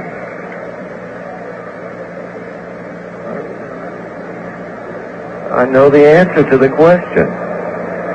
One of the few. 2 balls and 1 strike. Bob Robertson hit 3 against the San Francisco Giants at Candlestick Park. That win the prize today? Even Nuxall knew that one, I think. No, I didn't. You didn't either. Yes, I did. Here's a chopper foul at third, 2-2. Somebody tipped you off. No, I knew that. They must have told you the scoreboard stumpers are going to be concerned with a championship playoff series. Things would happen. Something had to tip you off. No, I knew that one. I really did know that. Came right straight from the shoulder, huh? The only way I knew that one was because of the special programs that we did during this past week, and that happened to be part of it. Okay. 1 out, 5th inning, 2-2 the count on Rennie Stennett. Norman delivers, Stennett swings and fouls it out of play.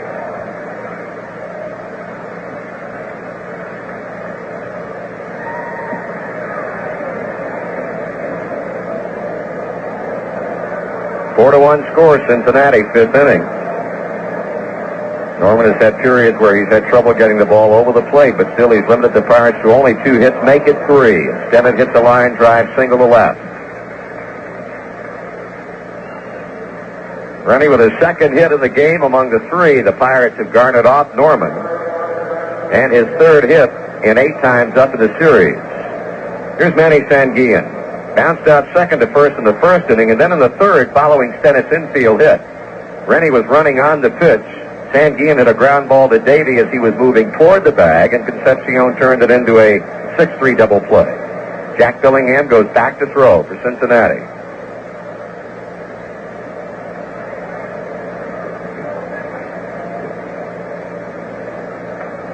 Okay, Stennett takes his lead. Norman comes set and now steps back off the pitching rubber.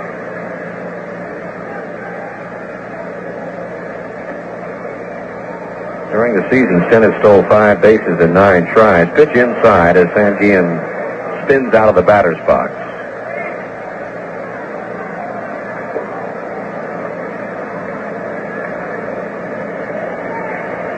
Reds have turned the only double play so far in this series, and that came in the 3rd when Sanguillen banged into it. 1-0 to the plate. That's inside, ball 2. Well, Norman allows a hit to Stennett and goes right back to the thing that has caused him more problem this season than anything else. That, of course, is possibly thinking too much out there and nibbling just a bit too much. 2-0, swung on and hit in the air. That should be out number 2. Geronimo looking skyward.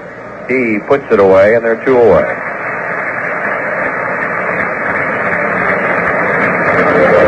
Al Oliver 0 for 1, although was a base runner in the 1st inning with a walk. Hit to the mound in the 3rd. Norman talking with Pete Rose. Freddie rubs up the baseball, and first base umpire Frank Pulley talking with Rennie Stennett. Frank Pulley, by the way, asked me to pass along to all our listeners today that he has gotten a haircut. Little problem with Sparky Anderson in the last series here against Atlanta. Showed me his hairstyle and said, just tell him all I've gotten a haircut. Ball 1. Might add that Frank appeared to have a permanent.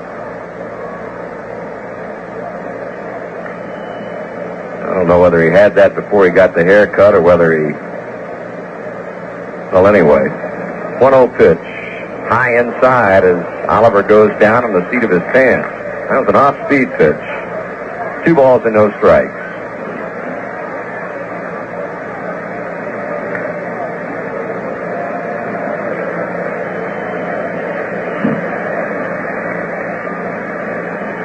Freddie Norman of the Cincinnati Reds leading the Pittsburgh Pirates 4-1. Runner at first is Rennie Stennett, 2 down, and here comes the 2-0 pitch to the plate. Oliver checks his swing, and it's ball 3. Well, should Norman lose Oliver, he's going to have to deal with Willie Stargell. Norman has walked 4 already in the game. He has struck out 3.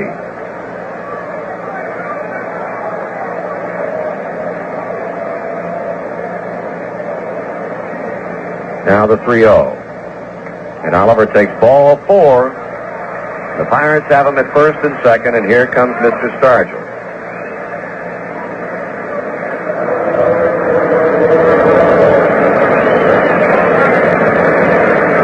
Stargell is 1 for 1. He's been on twice with a walk. That came in the first. And a booming double into the outermost reaches of left center field in the 4th inning, and he has scored the only Pittsburgh run. 2 men on, 2 men out. Pitch. Stargell takes it outside. Well, the capacity house here at Riverfront Stadium getting just a little bit uneasy over Norman's all of a sudden inability to get the ball over the plate. He's walked Oliver on 4 straight. He's throwing 1 out of the plate, and Willie Stargell. Here it comes. It is check swing. Nope, it's a strike. 1-1.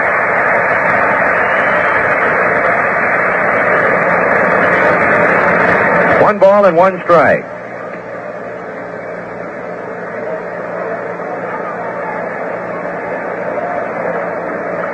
Here's a pause and the pitch. That misses outside. Ball 2, 2-1.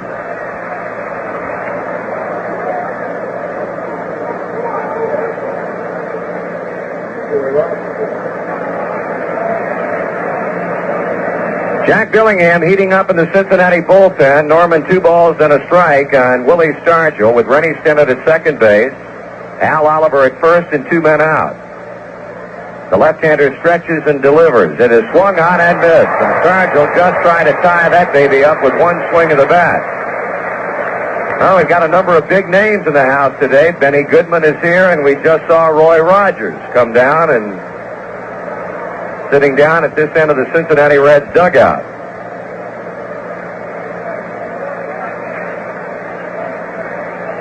Norman 2-2.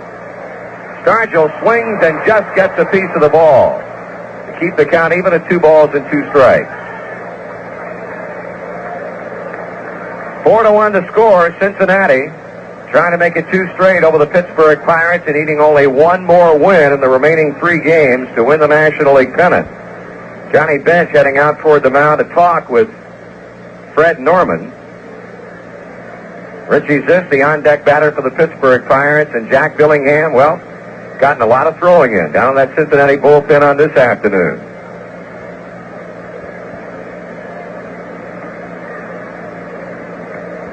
Bench back behind the plate. Morgan, Perez, Concepcion, all very deep. Here comes the 2-2 pitch again. Strike 3 swinging. Big strikeout. The crowd comes to its feet as Freddie Norman has just struck out Willie Stargell, and boy, what a biggie that was. In the inning, no runs, 1 hit, 2 men left on. And through 4 1/2 innings of play, it's the Reds 4 and the Pirates 1. Heathkit offers you a profitable way to spend your leisure time. What is Heathkit? A do-it-yourself headquarters offering you top-quality electronics in kit form. You do the assembling process and save. With no prior experience, you can build a color TV, stereo component, home appliance in all over 350 different items. Heathkit provides step-by-step instructions so easy to follow that even first-time kit builders can assemble, say, a digital wind speed indicator, a public address amplifier, even an electronic doorbell that you program to play your favorite song when the doorbell rings. Heathkit has something for everyone. Take a few minutes to discover a new world of fun and pick up your 1975 Heathkit catalog with hundreds of kit building ideas. Stop in today at Heathkit, just east of Cleveland Avenue at 2500 Morse Road.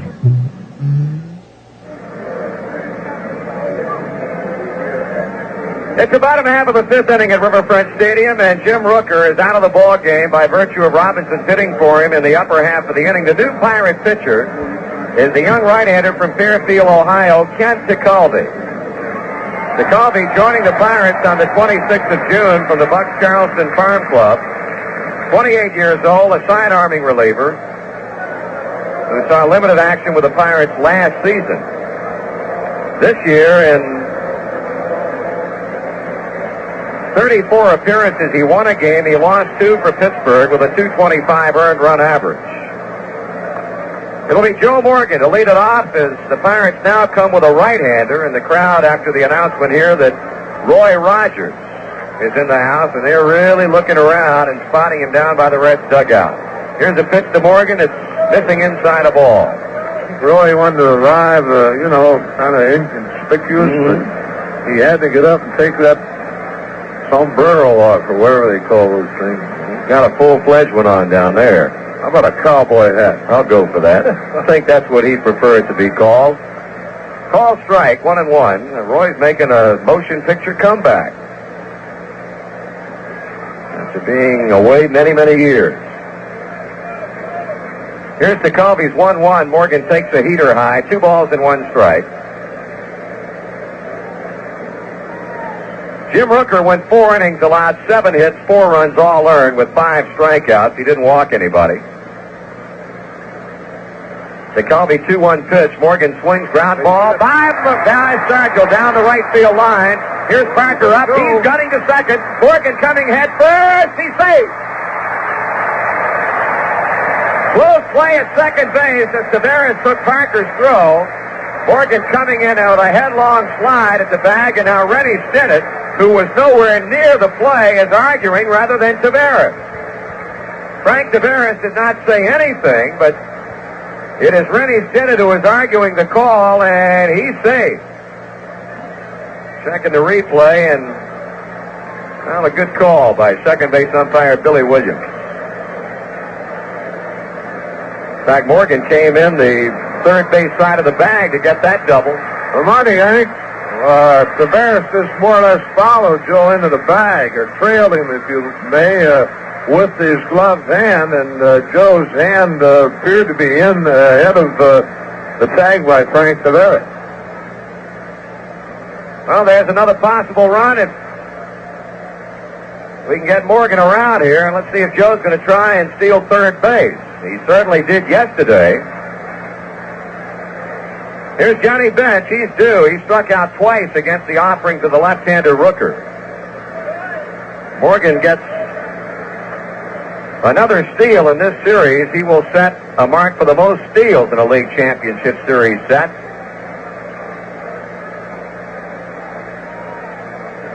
Tekulve sights a sign. Backward glance at second, pitch to Bench. Ball 1 is high.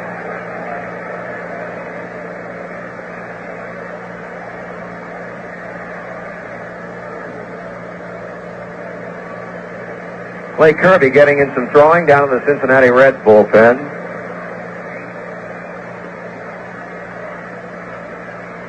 Tekulve has given up a leadoff double here in the 5th inning to Joe Morgan. Stinnett playing games with Joe out at second, causing Tekulve to step back off the pitching rubber.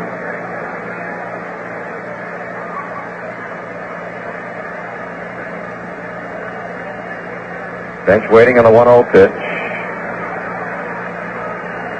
Long look, here it comes. Swung on and fouled. Tekulve dropped down on John. It's 1 ball and 1 strike. Marty, now Stinnett's coming into the mound to talk to Tekulve, and I wouldn't be surprised to see Tekulve turn and throw back there, or at least bluff a throw back there, because I really believe Joe's kind of got his sights set on third base. Well, as we pointed out earlier today, it has been a series that, if nothing else, has been highlighted by tremendous Cincinnati team speed. Got a total of 4 stolen bases in this game, 7 so far in the series. Anytime Morgan gets on, you better look out, as he exhibited in the first game here. Tekulve is even with Bench, a ball and a strike. Stinnett again bluffs toward the bag. Here's a pitch. Swung on and missed. Strike 2. Boston now batting in the bottom of the 6th inning, deadlocked with the A's at 3 runs apiece. Oakland got 2 in the first on a Jackson homer, 1 in the 4th inning on back-to-back doubles by Rudy and Washington, but Boston scored 3 in the bottom of the 4th, 2 of them on a home run by Carl Yastrzemski. Here it's the Reds 4, the Pirates 1. 1-2 the count on Johnny Bench. Jacoby steps off the pitching rubber. Morgan retreats to second, and I'll tell you, it has really got to cause the pitcher no end of consternation when you know Morgan is on and may run. Now the pitch, that's down low. Carlton Fisk has just singled in Carl Yastrzemski, and the Red Sox have bolted in front of Oakland 4-3 after 6 innings.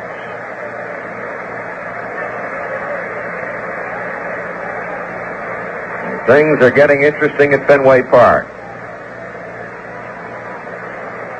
Jacoby working carefully to Bench. Tony Perez is on deck.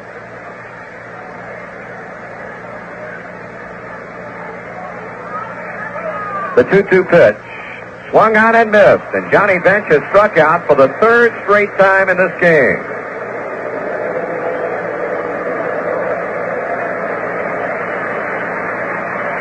Tony had a 2-run homer in the 1st inning and then popped out to Stargell in the 3rd.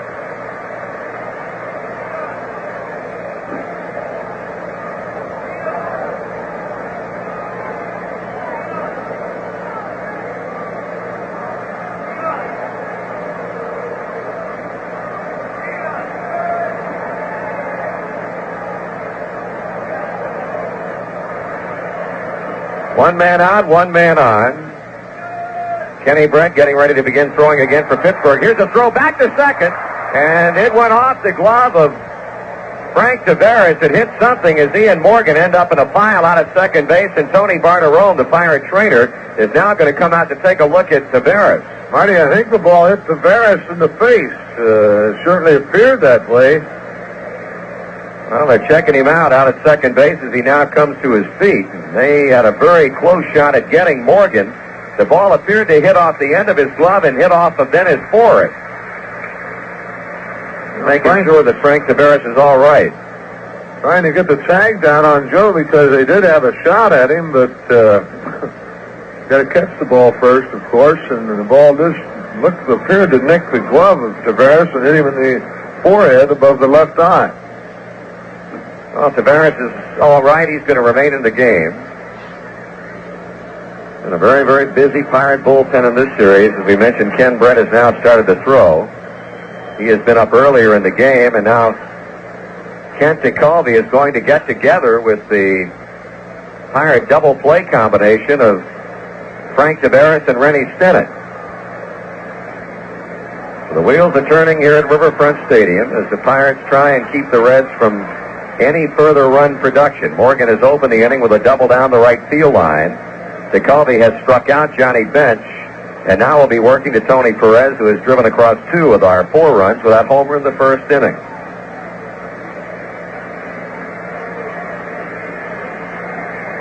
DeCalvi looking around. Tony waiting patiently. 28-year-old right-hander from Fairfield, Ohio, now into the stretch. And the pitch. Inside, ball 1.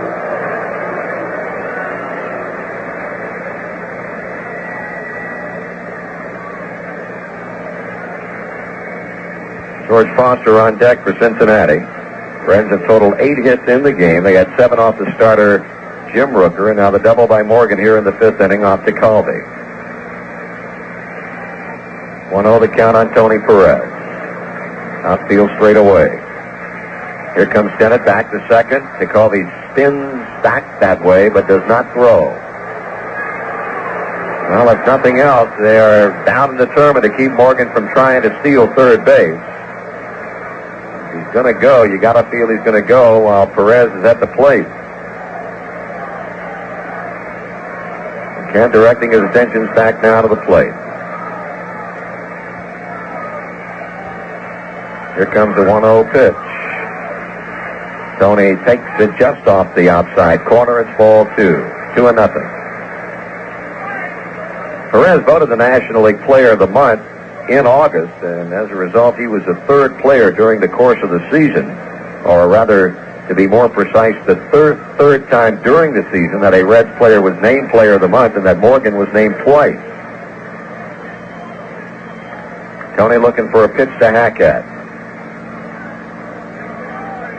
Morgan jockeys off the second base. 2-0 pitch. Swung on and hit off to Colby. Downing third base line. He'll not have a play as he picks it up across the line at third. That'll be a base hit for Tony Perez with Morgan going to third. Tony hit that ball hard. Where it hit off of DeColby, Joe, I couldn't really tell. It looked like possibly the knee or above it.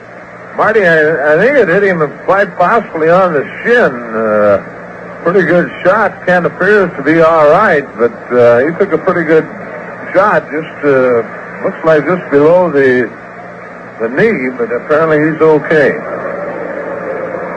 Sanguillen and Stargell checking him out. Now George Foster, who has delivered 2 hits and is many times up. He has scored a run. He has stolen a base. First and third, 1 down. There's a man who had 2 home runs twice in 1 game this season. Once it came against the Dodgers here at Riverfront in the first series of the year, and then he hit 2 out of here off Jerry Royce to account for 5 of the 6 runs that the Reds scored that particular night. Morgan third, Tony first. Here's the pitch. Foster takes it low.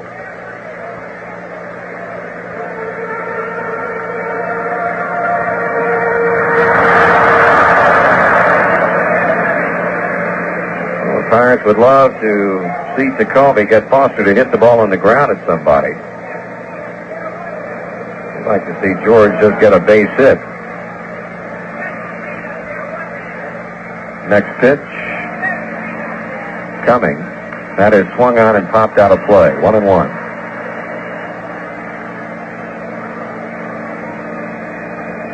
Through 5 complete innings of play, Norman has stranded 6 Pittsburgh runners. Through 4 complete turns at the plate for Cincinnati, Pirate pitching specifically speaking, Jim Rooker let 3 Reds runners on. Here we've got 2 men on, 1 man out. Foster even against DeColby, a ball and a strike. The right-hander into his stretch. The pitch. And that just does miss outside. Ball 2. 2-1. Probables on Tuesday night. Gary Nolan, well, that's a definite fact for Cincinnati, but we mentioned at the top of the show today, there's speculation that should the Reds win this game and chalk up another win over another Pirate left-hander, Danny Murtaugh would go rather than John Candelaria, the rookie left-hander, veteran right-hander Bruce Thiessen. We'll see. Staccato clapping start. Foster swings. Chopper third base line. That ball is going to be a foul ball. Fortunately for Pittsburgh, it rolled foul. Send Morgan back to third, put Perez back on first base, and make it 2 balls and 2 strikes on Yahtzee.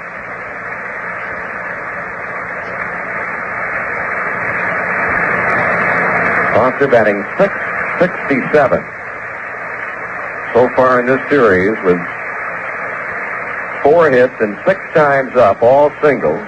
He singled to right in the first inning, singled to center in the 4th. In this one. Oliver shading him a step or 2 toward right center. This well off the foul line and left. Tavares, Kennett, Hebner a double play depth. The break-even pitch. Strike 3 swinging, and DeColby has picked up a big out as he records his 2nd strikeout. 2 away for Davey Concepcion, and he, like George Foster before that strikeout, has a perfect day going. Infield hit in the first, base hit right center in the 4th. Sanguillen, DeColby meeting. Out in front of the mound. All activity has now ceased in the Cincinnati bullpen, but Ken Brett still down there for Pittsburgh. Oh, we need a 2-out hit from Davey here. Morgan double to start the inning. A 1-out infield hit by Perez. Bench. Foster had struck out. Pitch. He pops it foul on a bunt attempt, and that one comes off the screen back of the plate. I'd like to send along our best today to Reds fans listening on WNTS in Indianapolis, Indiana. WBBY serving Columbus and Westerville, Ohio, and WETE in Knoxville, Tennessee. Thanks a lot. We're in the bottom half of the fifth inning. The Reds leading the Pirates 4-1. Trying to get some more with 2 down and runners at first and third. Concepcion behind a strike. DeCoffey steps back off the pitching rubber.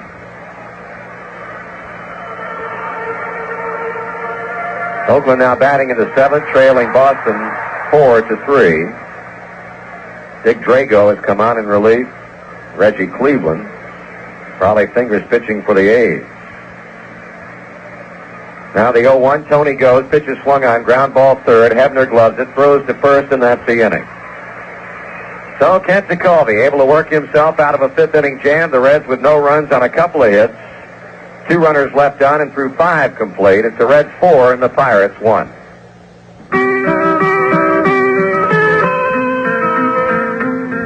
What's good and cold and loved all over? Stroh's 12-can Stay Cold pack. Because it's made to get 12 cans of Stroh's beer cold and to help keep them good and cold until you need them. And it's a neat package to have around. The cans are easy to get to. They roll right out when you need them. And you can dispose of the empties just by putting them back in the pack. For a party or picnic or any occasion where beer lovers gather, put a few Stroh's Stay Cold packs around. The beer stays cold and smooth and mellow. And it's right there at your fingertips when you're thirsting for a cool, fresh-tasting beer. So roll out the beer in Stroh's easy-to-carry compact Stay Cold 12-pack. From one beer lover to another, Stroh's beer. From one beer lover to another, Stroh's. The Stroh Brewery Company, Detroit, Michigan. Family brewers for 200 years.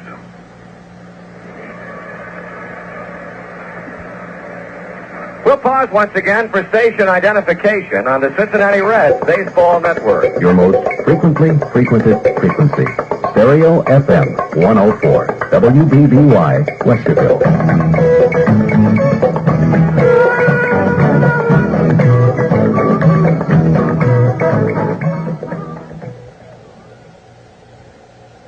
Gentlemen, back at Riverfront Stadium in the second game of the 1975 League Championship Series. Pirates down to the Reds 4-1. And for Pittsburgh, it's going to be Richie Zisk to open up the 6th inning. And we note that right-hander Bruce Keeson has now gone down to the Pirate bullpen to start throwing. Norman through 5 has given the Pirates a run, and that's scored in the 4th inning. On Richie Hebner's hard ground ball to first baseman Tony Perez, who tried to get the double play. They got a fourth play at second, but the return throw went into the Cincinnati dugout. Stargell scored, but all told in the game through 5, Norman has given him only 3 hits. Base hit by Stennett in the 3rd, an infield hit, the double by Stargell leading off the 4th inning, and a single in the 5th by Rennie Stennett. Richie Zisk is 0 for 1. He had a fly ball to deep left in the 1st. He drew a walk in the 4th. Norman has struck out 4. He has walked 5, and boy, what a big strikeout he picked up in the 5th inning of Willie Stargell to kill off the Pirate threat and end the inning. Now his pitch on the way to Zisk, and it's taken low and inside a ball.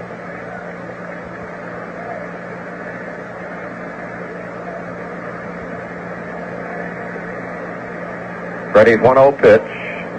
That's ball 2 low. 2 balls and no strikes.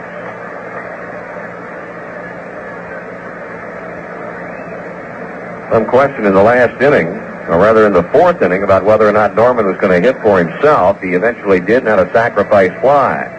Check swing and a strike is this, 2-1. Will McInerney goes down to the Cincinnati Reds bullpen, and he's going to be joined by Raleigh Eastwick. 2 balls and a strike on Richie Zisk. He takes it low, ball 3.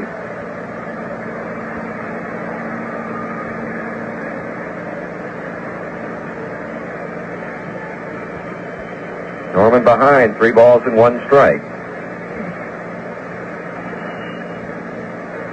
And he pitches. That is swung on and missed. This tried to make it 4-2 with 1 swing of the bat. Bruce Keeson throwing for Pittsburgh. Double barrel action in the Reds bullpen with a right-hander Eastwick and the left-hander McInerney. Norman a full count, pitch to Zisk. He hammers one into center field, and that's the base hit.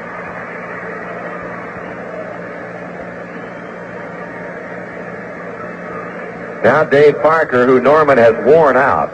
He struck him out swinging in the second. He struck him out swinging in the fourth.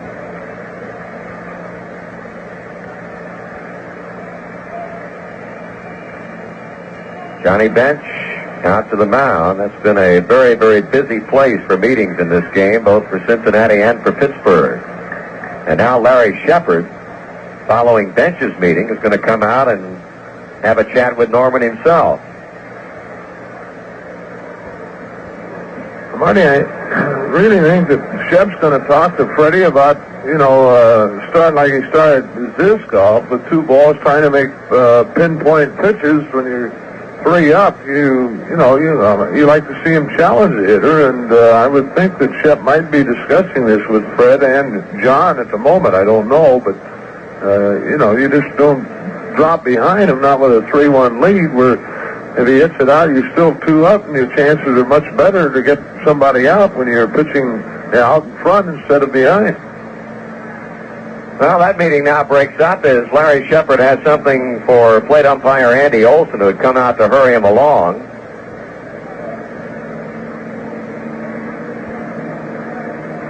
Well, Parker stepping in. I'll tell you that Boston is now batting in the bottom of the 7th, and it remains 4-3 Red Sox. Craig Reynolds is beginning to throw down in the Pirate bullpen along with Art Howe, which would lead to speculation that possibly we're going to see a pinch hitter or 2 in this inning. Check swing, foul ball, strike 1. Reynolds a shortstop, Howe a reserve third baseman. But you would certainly think that possibly Danny Murtaugh is thinking about lifting Taveras for a pinch hitter in this 6th inning. Disc is open with a hit to center, the 4th Pirate hit.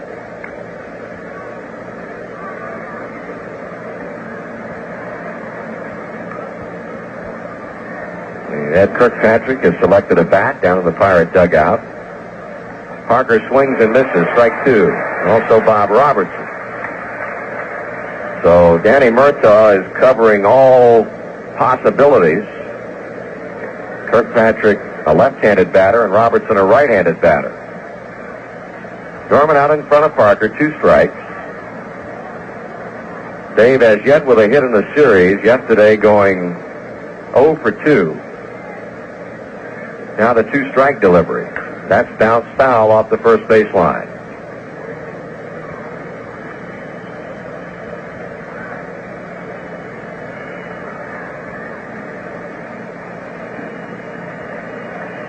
Four to 1 to score.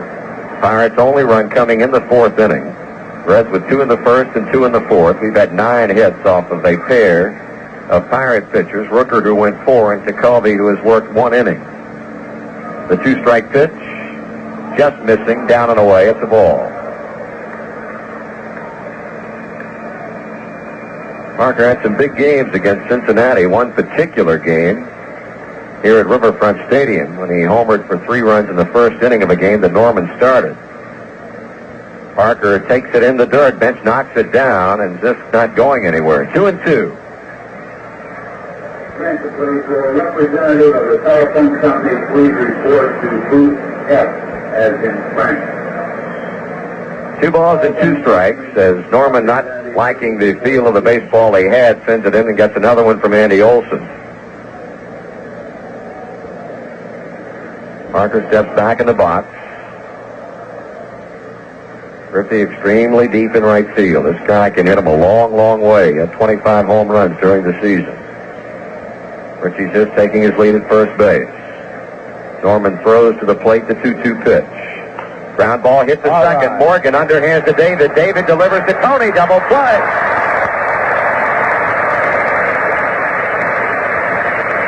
Four to 6-3 as the Reds turn their second double play of the game in the series. 2 away in the inning, and here is Richie Hebner. He's walked and reached on a fielder's choice. In Boston, Rico Petrocelli has homered, giving the Red Sox a 5-3 lead over the A's in the bottom of the 7th, and they're still batting.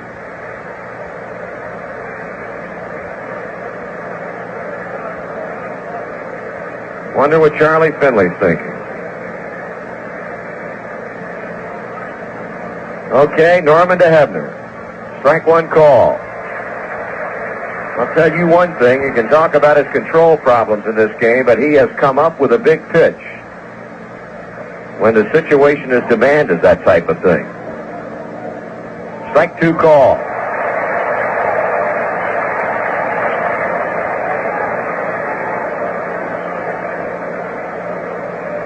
Tavares moved on deck, but Robertson still with a bat in his hand. Norman 0-2ing to Hebner. He bounces one off the plate bench, running out to get it, picks it up, throws, got inside, retired. Hebner slams the batting helmet down in disgust, and that's all for the Pirates in the 6th inning. No runs, a hit. At the end of 5.5, it's the Reds over the Pirates, 4-1. Buy now from Right Rug. Don't put off till tomorrow what will make your home more beautiful today. Buy now from people who are experts, specialists in their field. Buy now from Right Rug, where the selection is the greatest. Thousands of rolls of carpet in stock. Right here in Columbus, ready to be delivered and installed on your floors. Make your selection now from Right Rug's huge selection of quality brands of famous carpet. Be sure to see Bigelow's beautiful line. Bigelow, America's most experienced carpet maker since 1825. People who know buy Bigelow. Buy now. Right Rug will measure it, pat it, and carpet it with carpet you can choose from Right Rug's super stock. Right Rug has assured their customers of tremendous selection, huge savings, and outstanding service for years. Buy now from one of the Right Rug's 4 locations, north, east, west, and downtown. There is convenient credit, and Bank AmeriCard or MasterCharge. Let one of the Right Rug's experts help you at one of the Right Rug stores, or call Mr. Edwards, 261-6060.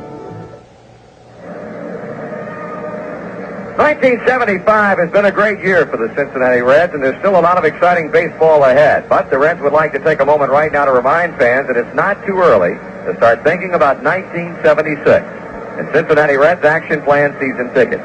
Everybody can make good use of Reds season tickets, as well as all the special bonuses which go along with the Action Plan.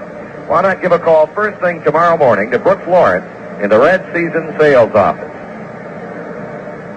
Kenny Griffey will open up the 6th inning for our side against Kent DeCalvey, who pitched admirably and battled his way out of a 5th inning jam. Reds had runners at first and third and only one down. He proceeded to strike out George Foster and get Concepcion on a ground ball to third. Griffey 1 for 2, grounded out in the 1st inning, and then had a base hit to left in the 4th to knock in a run. Now, Kenny has now knocked in 4 runs in the series for Cincinnati, more than anybody else. Here's a pitch to him, and it misses a ball outside.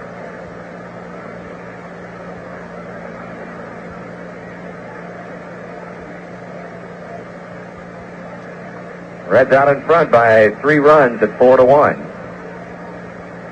Wally Eastwood still loosening up in the Cincinnati bullpen. Here's a 1-0 pitch, and that's taken inside. It's 2 balls and no strikes.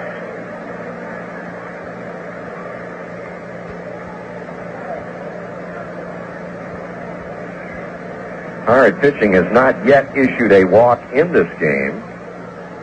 Yesterday they threw a total of 5 at us. Royce walked 4, Demery walked 1. There's ball 3.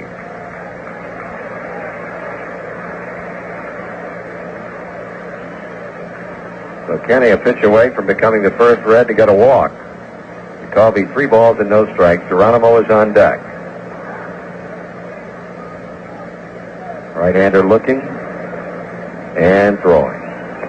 Strike 1 call, the fastball on the inside part of the plate at the letters. 3-1.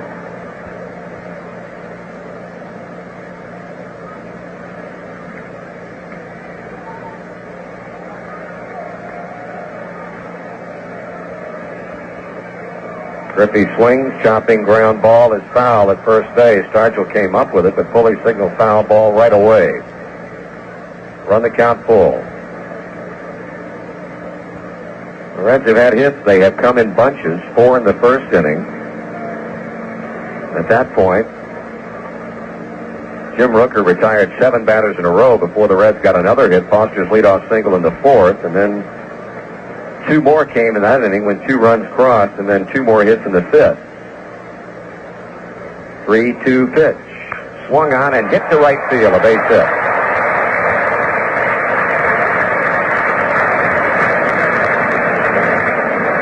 Kenny Griffey opening up the sixth inning with a line drive single to right. His second hit in the game, and his third hit in 7 times up in the series. Here's Geronimo. Struck out swinging in the second, called out on strikes in the fourth, but facing Tekulve for the first time.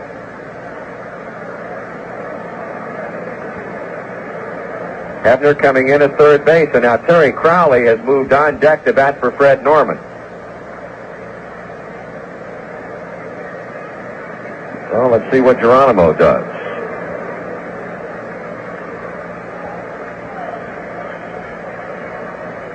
The pitch to the plate, Geronimo squares and takes the pitch outside.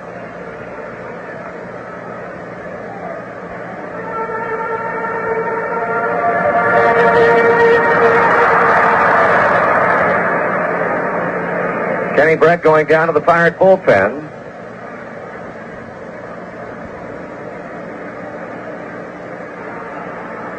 Tekulve's 1-0 pitch. Geronimo bunts foul and onto the netting behind the plate. 1-1.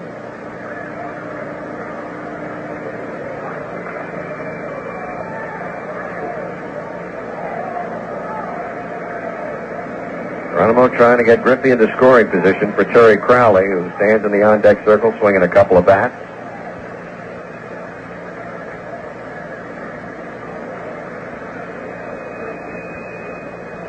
Hebner really in shallow at third base. Turn, throw to first, Griffey back.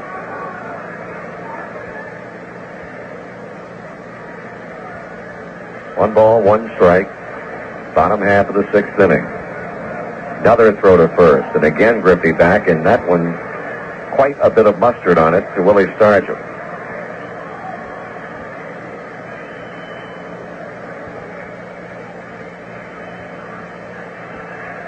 Tekulve with a check. Another throw to first base. So 3 straight times he's gone that way. An even count on Cesar Geronimo, a ball, a strike. Let's see if he'll throw to the plate with this one. Yes. Taken outside, ball 2. 2-1. Chief had a career high this season, 25 doubles, 5 triples, 6 home runs he hit. Drove across 53 runs and had a .257 batting average. Gold Glove winner in 74, and you have to feel like he's going to get another one this season.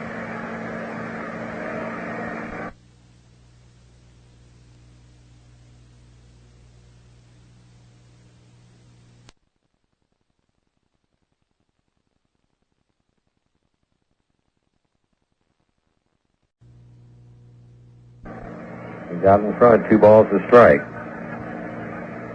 Throw to first base, and this time Tekulve just lobbing over there.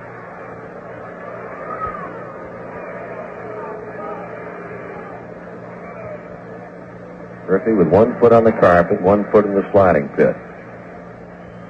There he goes. Ball bunted through. Sanguian high throw, no.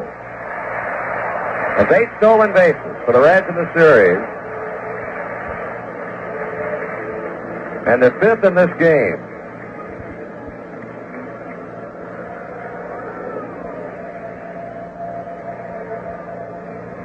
Three balls and 1 strike. Well, they might set a record never to be caught in this series. That's 8 already in 2 games. Ken Griffey stealing second base. Hebner is now backed up a step or 2, but still playing inside the front white line. Pitch. That's inside, ball 4, and Geronimo is on with a walk.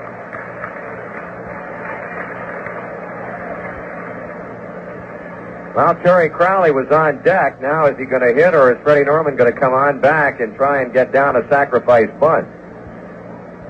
Crowley was in the on-deck circle, but...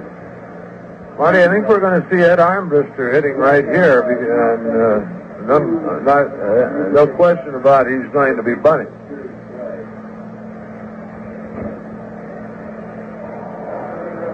Ed Armbruster it's going to be. Ed was the second leading hitter on the club as far as pinch hits were concerned during the season. 7 and 27 at bats. Terry Crowley, who had been on deck, was the man who led the club in pinch hits.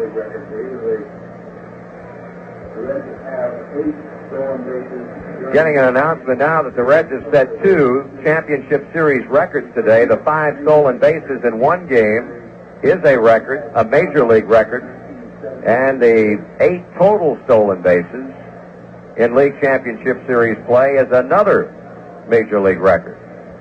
Armbrister batting against DeCalvi with 2 men on, nobody out. Hebner looking for a bunt, so too is Stargell. He squares. He bunts through it. Throw to second. Here comes Griffey to third, and he's in. Well, it looked like they had him picked off at second base. But as soon as Van Gien fired that way, Kenny came on to third, and that's another steal. Well, poor Manny, I think he's probably about ready to get his gun out and start shooting because his arm isn't getting much done, I'll tell you that. It was tricked Manny now, and, well, Armbrister's going to be taken down now, and Terry Crowley will go to the plate with a count of 0 balls, 1 strike. But I'll tell you one thing, Griff, he took one step back, and when Van Gien let loose, he was gone. There was no contest at third whatsoever. Well, Sparky Anderson changing pitch hitters in midstream. After Griffey steals third, it'll be Crowley coming on with a 1-0 count, but an 0-1 count rather. But Don Osborne, the Pirate pitching coach, is coming to the mound, and we possibly could see Ken Brett.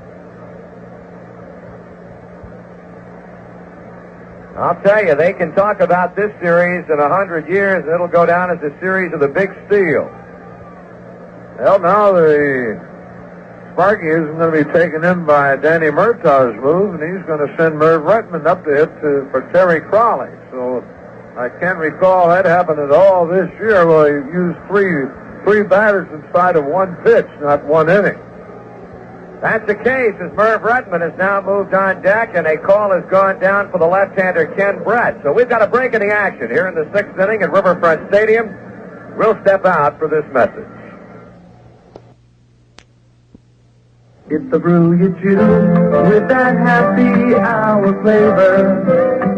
It's got a taste all its own that can't be beat. Jackson's Apple Jack.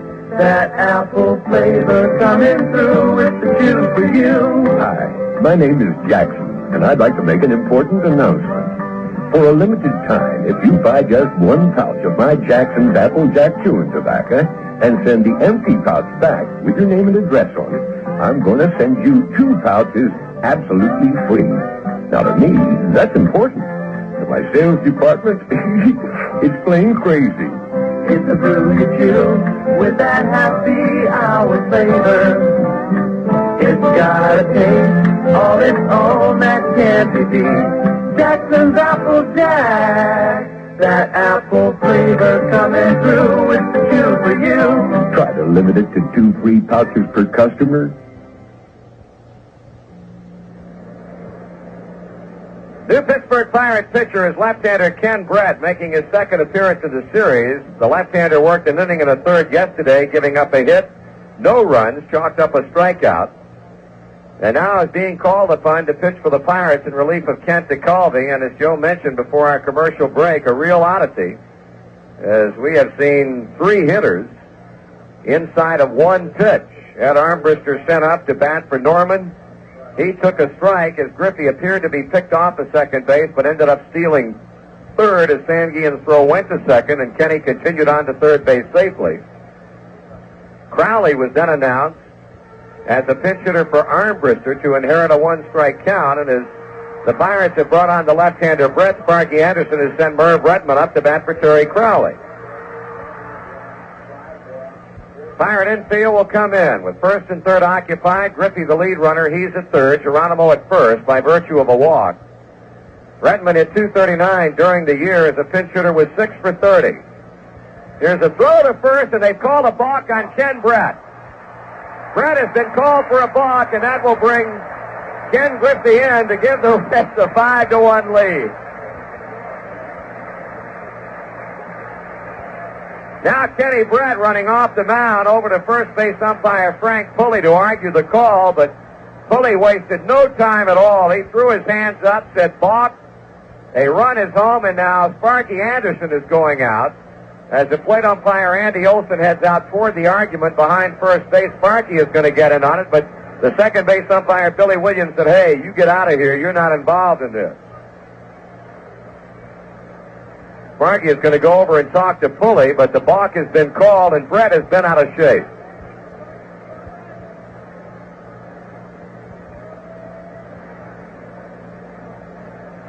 I have no idea what Sparky's talking to him about. Balk's called. We get a run out of it. We got another runner in scoring position. The only thing I could possibly think of, did Brett call time to walk over there, which I don't know if that makes any difference because Geronimo did not attempt to go to third base. Well, Sparky on back to the Reds dugout. And now a run is in without benefit of a pitch ever being thrown to Merv Retman, and another runner in scoring position, Geronimo. One strike to count as Retman inherits that. Here's the pitch. That's low from Brett, 1-1. Bruce Keeson has gone back to throw in the Pirate bullpen. 5-1 the score. Nobody out, a run home. Sixth inning action. Merv checking things out with Alex Gramus as Pete Rose stands in the on-deck circle. 1-1 pitch. Retman wants to bunt, and boy, he really spun out of there, but Andy Olson says strike two.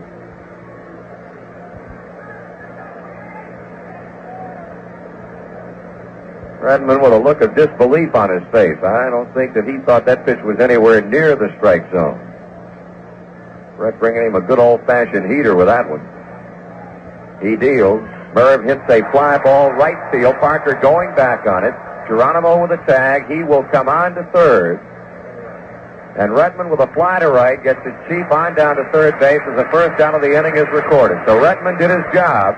He hit one deep enough to the outfield so that all it will take now is a fly ball off the bat of Rose to make it 6-1. Well, Merv got the job done. The next best thing would be, of course, a base hit to score Geronimo, but we got him over at third now with one away and a big run because so many times we point out that Pirates are explosive. Fired infield again in. Here's Rose, 1 for 3. Infield hit in the first. He scored a run. Raleigh Eastwood will go down to begin throwing again. Brett from the windup. Rose takes it outside. The run charged to Kent DeCaldy.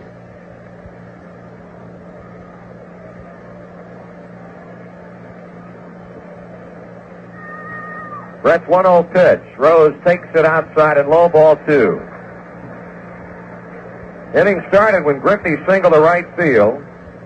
He stole second base. Geronimo walked, and Griffey stole third when they appeared to have him picked off at second. And Retman's fly ball, after a balk by Brett, got a run in, gets Geronimo to third. Swung on and fouled away, and a ball is now loose out of the Pirate bullpen. Then a grand slam home run could not tie things up for Pittsburgh.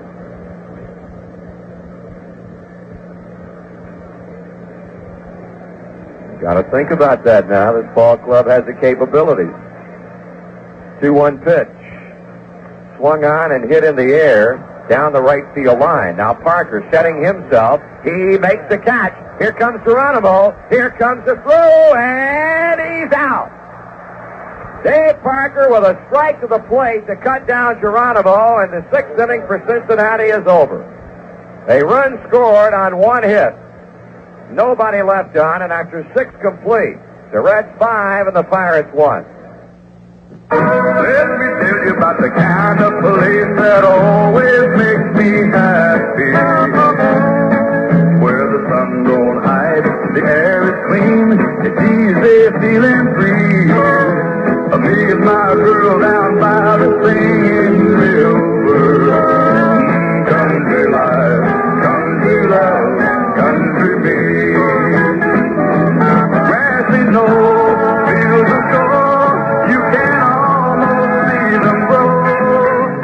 Sunday picnics without friends, someone sure to bring the stroll. You can't stop a good thing when it's made the right way. That's why school and meadow throws a still fire through today.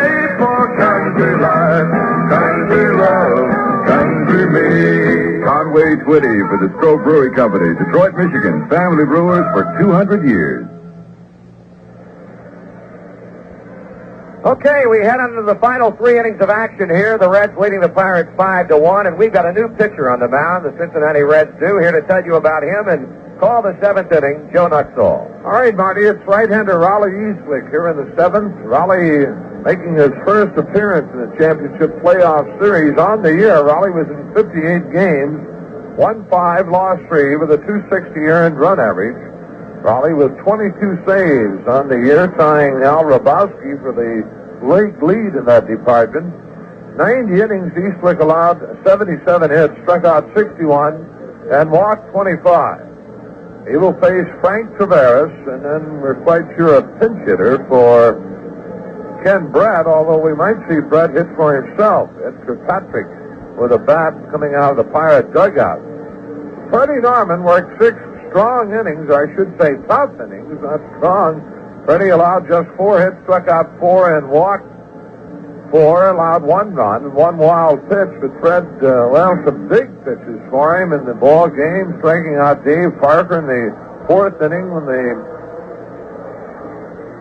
Pirates got their 1 run, and then with 2 on in the 5th and 2 out, he struck out Willie Stargell, and then in the 6th inning, after Zisk could single, he got Parker to ground into a double play. So Fred had the big pitch when he needed it here in the first 6 innings. All right, Raleigh Eastwick ready to work to Frank Tavares. He is 0 for 2, has popped to Perez in foul territory, is grounded to short. Eastwick winds and delivers. Tavares takes it, a strike called on the inside corner. Reds leading 5-1, getting 2 in the first inning on a 2-run homer by Tony Perez. Eastwick's 0-1 delivery, and the bunt attempt is missed, and it's 0-2 as Tavares tried to drag one third base side. Now the Red Sox have picked up another run, and they now lead the Oakland A's 6-3 in the 8th inning. 0-2 the count to Frank Tavares. Reds got, as we said, 2 in the first, picked up 2 more in the 4th, 1 in the 6th.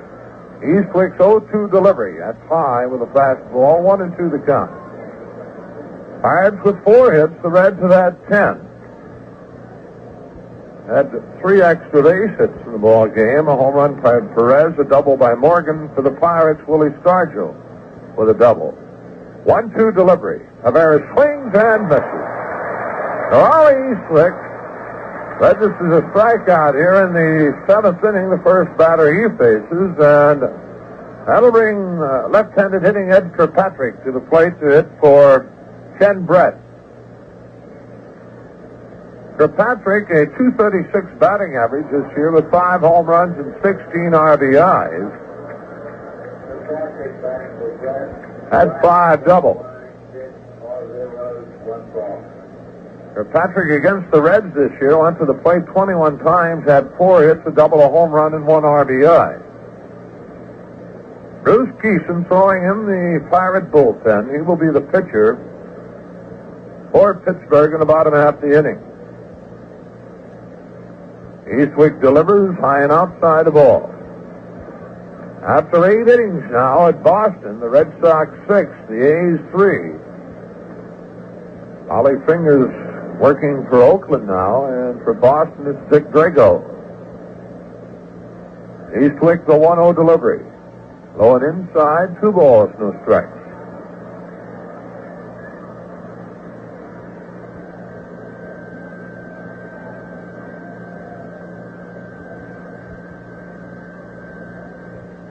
Eastwick's 2-0 delivery swung on, line foul to the Cincinnati bullpen. 2-1 to count.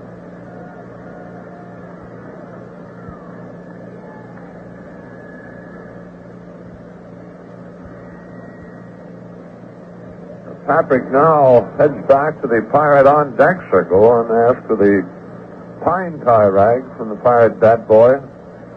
Dave Justy going to the Pirate bullpen to start throwing.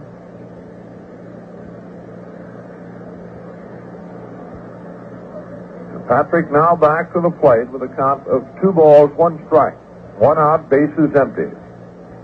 Outfield playing for Patrick about straightaway. 2-1 delivery. He swings and pops it foul. Back here at us. That'll drop into the seats. Count evens 2-2. Freddie Norman threw a lot of pitches in the 6 innings he worked. Don Gullett threw 137 in yesterday's complete ball game. Eastwick 2-2 with Kirkpatrick. Ed backs away from the plate. Now steps back in. Eastwick has the sign and is 2-2. Low and inside off the shin guard of Johnny Bench, and the count goes full. The Reds trying to make it 2 straight over the Pirates, leading here in the 7th inning 5-1. Pirates are stranded 6 runners through the first 6 innings. The Reds have stranded 6 also. Payoff to Kirkpatrick, swung on, and that's popped up shallow right. Joe Morgan out waiting now, and he has it 2 away. With 2 down, that'll bring Rennie Stennett to the plate, and Rennie owns half of the Pirate hits off Cincinnati pitching. Stennett, after grounding out in the first inning to Rose, singled off Rose's glove in the 3rd and singled to left in the 5th.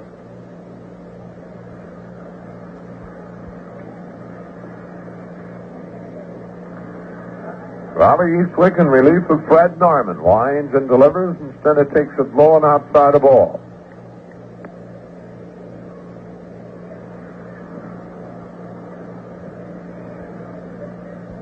One on the way. That gets the outside corner called strike, and it's 1-1. Dave Justy throwing in the Pirate bullpen. Eastwick the 1-1. Swung on a foul tip in the mid of bench, and at the ball 2 strikes to Rennie Stennett with 2 outs. Right now, Raleigh Eastwick throwing aspirins up there. Here's the 1-2. That swung on chopper off to the right of Mount Bench, chasing along the line, running through, he got it. That ball chopped off to the right of Mound, about 10 feet in fair territory, and Johnny chasing it, barehanded the ball, and goes on to Perez, and that retires the Pirates. Nothing across, and at the middle of the 7th, it's the Reds 5, the Pirates 1.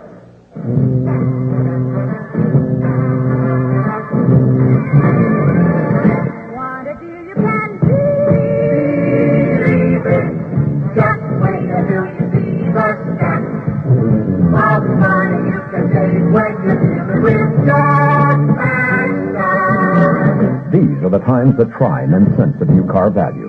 Whether to save big money on a 75 or move confidently into a 76. Whatever your new car value, Jack Maxton Chevrolet has the kind of selection that makes comparison shopping a breeze. Jack has a large and growing inventory of 76s, plus a good selection still of 75. Get the best of both right now at Jack Maxton Chevrolet. You can decide why folks keep believing in Jack Maxton.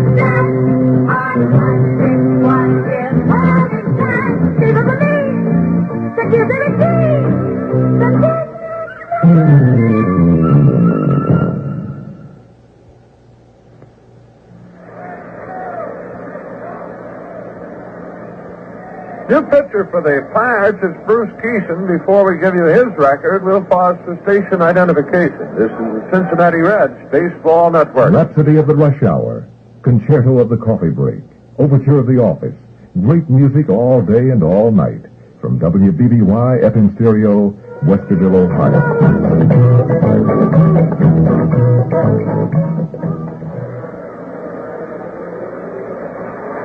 Bruce Keeson, a right-hander, becomes the 4th pitcher used by the Pirates this afternoon, and Keeson making his 3rd appearance against the Reds this year. He started twice against them. The Reds beat him twice. A .238 earned run average. Keeson on the year won 12 and lost 11. He will face Joe Morgan, Johnny Bench, and Tony Perez here in the 7th. Pitch on the way, and Morgan takes it high and outside the ball. Joe, 1 for 2, 1 for 3, rather. doubled his last time up in the fifth off Kent Tekulve. 1-0 delivery. That's low, and it's 2 balls, no strikes. Easton against the Reds worked 11 in the third innings, allowing 10 hits, striking out 4 and walking 6. Morgan takes high, and it's 3 balls, no strikes. Well, Joe had 3 stolen bases in yesterday's ball game, and Ken Griffey has 3 in this afternoon's game. 3-0 on the way, and that's high, ball 4. That's just the second walk issued by Pirate pitching this afternoon. Well, Morgan moves on to first base, and Johnny Bench to the plate, and John has had a rough afternoon to this point. Has struck out all 3 times, twice against Jim Rooker, once against Kent Tekulve. The Reds with a 5-1 lead. Final now from Boston. The Red Sox 6, the Oakland A's 3. Boston Red Sox lead in the American League Championship playoff series 2 games to none. Ben swings and misses a fastball, 0-1.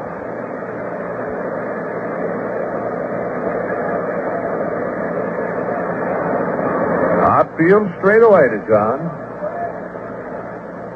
Easton sets, delivers, Ben swings and fouls to the screen, and it's quickly no balls, 2 strikes to Johnny Bench.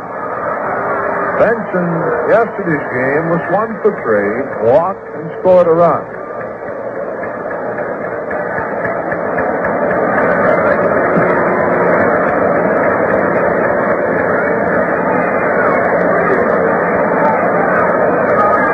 The count to Johnny Bench. Morgan a good lead at first base. He splits the dirt and the turf, not near the lead he had against Jerry Royce. Easton delivers high and inside, and Bench has to lean away, and he goes down. The count of ball, 2 strikes to Johnny Bench.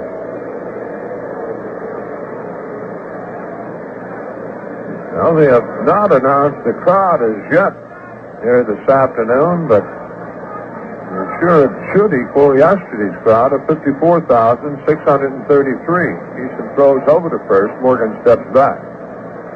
1 ball, 2 strikes to Johnny. Easton has the sign, the stretch. There goes Morgan. The pitch is high and inside. No chance for Stangian at all. For Joe Morgan, with his 4th stolen base of the championship playoff series, that is number 9 for the ball club. And number 6 here in the ball game. That's for certain a new record. Morgan with his 4th stolen base had 3 in yesterday's game. And he picks up 1 here, and now the Reds have stolen a total of 7 bases in the second game here.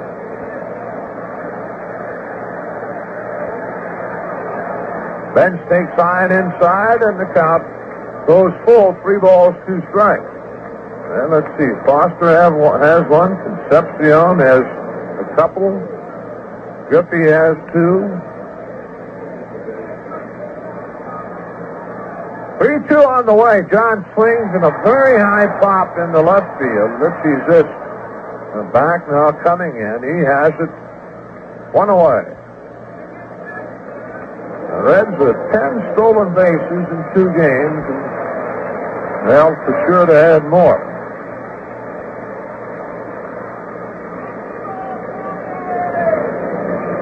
All right, here's Tony Perez, and Tony is 2 for 3.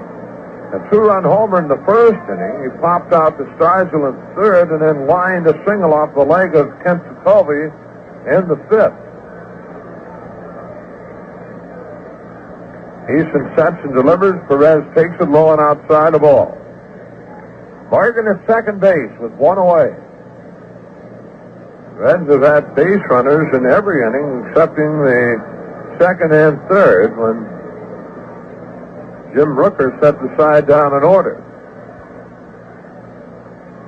Easton delivers inside, and it's 2 balls, no strikes to Perez.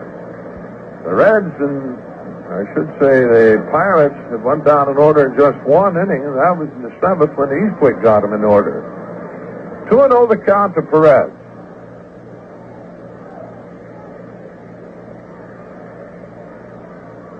Stretch the pitch. Inside, 3 balls, no strikes to Tony. Ramon Hernandez throwing in the Pirate bullpen. George Foster on deck as Sanguin goes to the mound to talk with Bruce Keeson.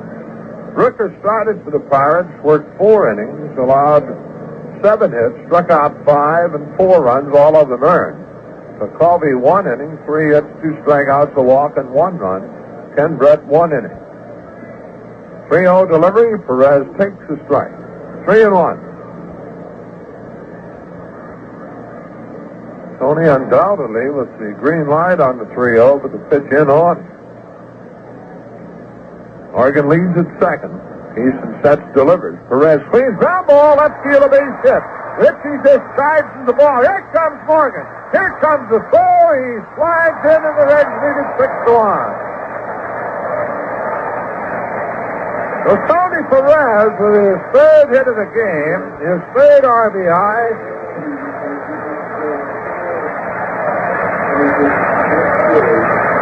The Reds lead it 6-1.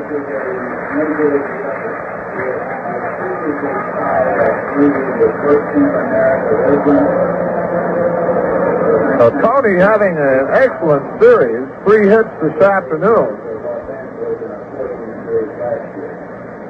Had a couple yesterday.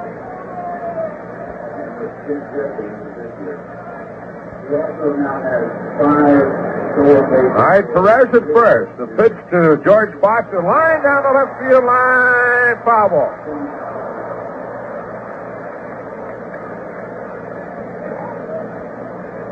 The Reds lead it 6-1. Perez at first base and 1 out. Tony's 3rd RBI of the game. And his 4th in the 2 games.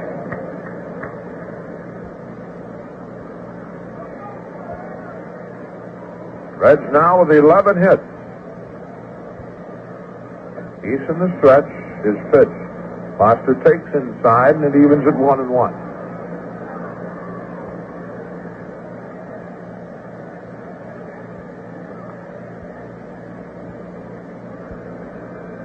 Easton to the belt. Delivers.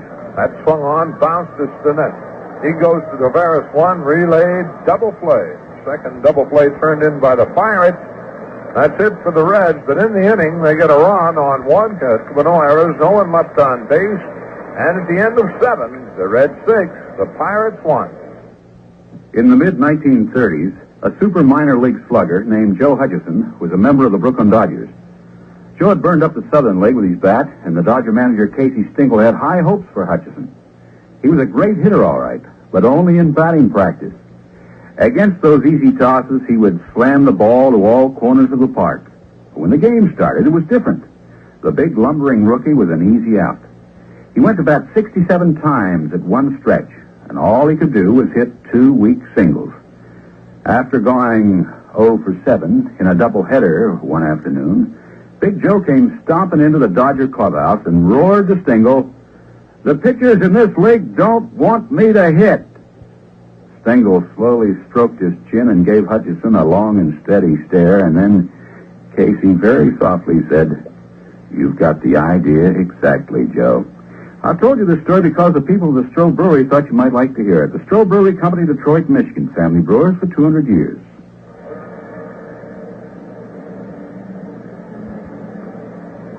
Well, you look at the totals for 7 innings, and it shows the Pirates a run, 4 hits, and no errors. The Reds 6 runs, 11 hits, and 1 error. For Pittsburgh, Manny Sanguin to lead off the 8th. And back to the action, here's Marty. Okay, Joe, Manny is 0 for 3 today. Hit into a double play in the 3rd inning. Has also bounced out 4-3 and hit a fly ball to center. Raleigh Eastwick back for his 2nd inning of work after 1-2-3ing the Pirates in the 7th inning and picking up a strikeout of Frank Tavares. Eastwick can finish this game out. He'll pick himself up a save, and Freddie Norman, of course, would get the victory. Norman went 6, allowed the only Pirate run, and 4 hits. Pittsburgh held to 8 hits yesterday, and getting 4 of them in the last 2 innings when the issue had pretty much already been decided. They never had more than 1 hit in any given inning in this game. It'll be Sam Guillen, Al Oliver, and Willie Stargell in inning number 8 for Pittsburgh. Immediately after the game, both managers and several players will be brought into the interview area. I'd also like to pass along that stolen base by Joe Morgan in the 7th inning allowed him to set 2 Major League Championship Series records. The steal is 4th in this series, which is a new record, and it is his 5th in League Championship Series competition, which is also a record. Here's a pitch to Sam Guillen, and it's in there. The strike 1 call.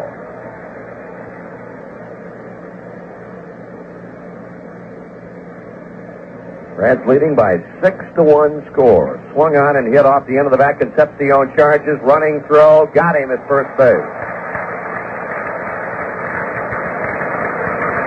That'll bring up Al Oliver, who's been on twice with walks. He's also bounced out to the pitcher, his only official at-bat.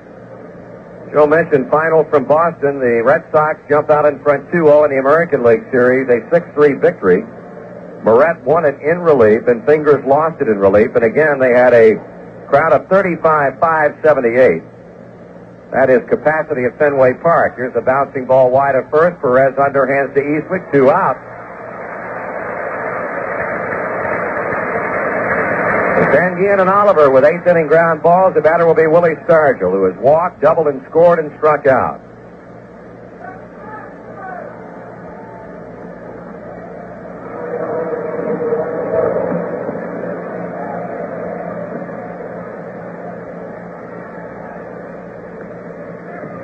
Now it appears that Raleigh Eastwick has suffered some sort of injury, possibly a muscle pull. Trainer Larry Starr has come out to check him as he was bending his right leg back at the knee, and now he will be throwing down to Johnny Bench to make sure everything is in order and he's well enough to remain in.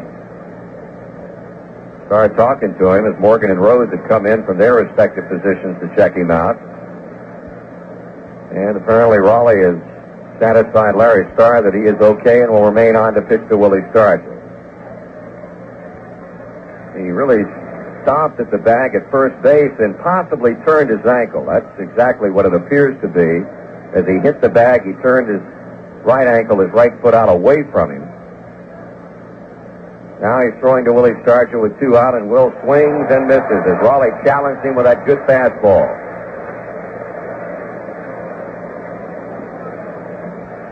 I'll tell you, he can bust it up there in a flat hurry.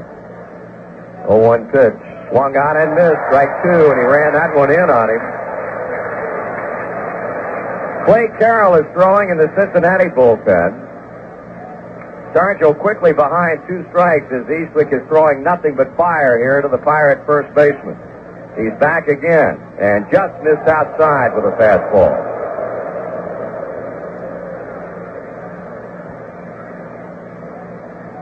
One ball, 2 strikes, 2 out. Bases empty in the 8th, 6-1 the Reds. Stargell hits a very high fly ball into left center field.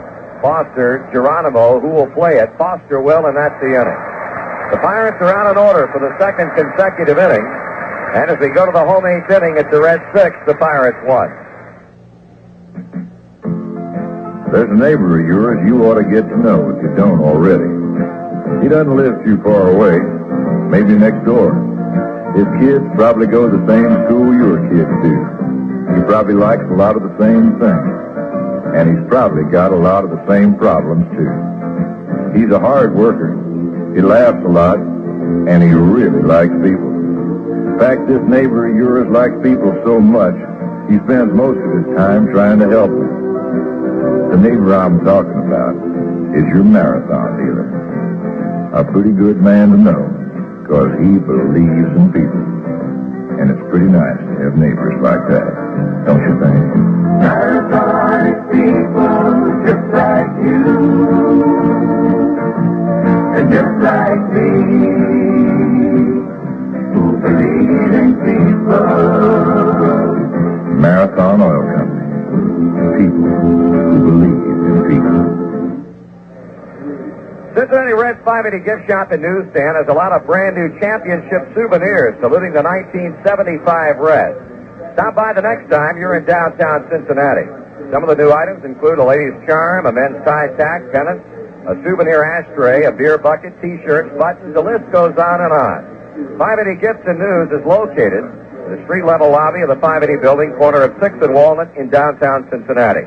Shop is open daily from 7:30 until 5:30. Stop by soon. Bottom of the 8th inning, Davey Concepcion will lead it off against Bruce Keeson, and the standing room only attendance figure today, 54,752, which betters yesterday's crowd of 54,633. Here's the pitch to Concepcion, swung on and hit into left field, hit number 12 for Cincinnati. That's the third hit today for David, who joins Tony Perez in the 3-hit classification. It's 54,752, the second largest crowd in Championship Series history and the second largest in Reds history. Now it's Ken Griffey, who has bounced out, singled a run in and singled again.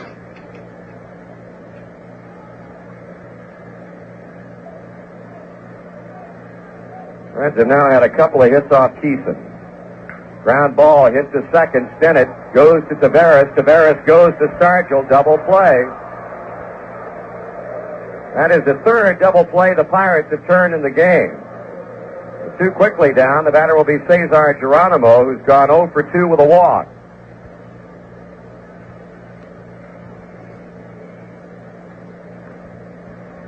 Looking ahead of the Pittsburgh Pirate 9th inning, they're going to have Richie Zisk, Dave Parker, and Richie Hebner in their last chance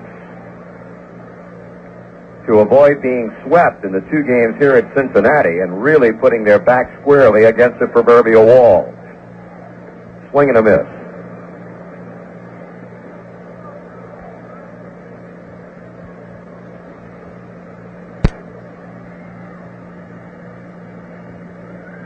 Geronimo's bat handle foul ball directly back. It's 0-2. Don't forget, we'll be with you on Tuesday night from Three Rivers Stadium on most of these same Reds Baseball Network stations, with the pregame shows getting underway at 8 o'clock. Geronimo behind, 0-2. The right-hander Keeson kicks and fires. Strike 3 swinging, and that's the inning. The Reds are out quickly in the 8th inning. No runs, a hit. And as we go to the 9th, it's Cincinnati 6 and Pittsburgh 1. Eagle Camille, the legend, is coming to Kings Island for his longest motorcycle jump ever. A spectacular jump over 14. Swallman's on Main Street in Whitehall is headquarters for famous Glidden paints. Whether you're in the market for Jump Arena, get your advance tickets now at Kings Island or Ticketron outlets. In Indianapolis, tickets are also available at the downtown outlet of Ross and Babcock. Master Charge, Bank America card, and Shopper's Charge cards will be accepted at Kings Island.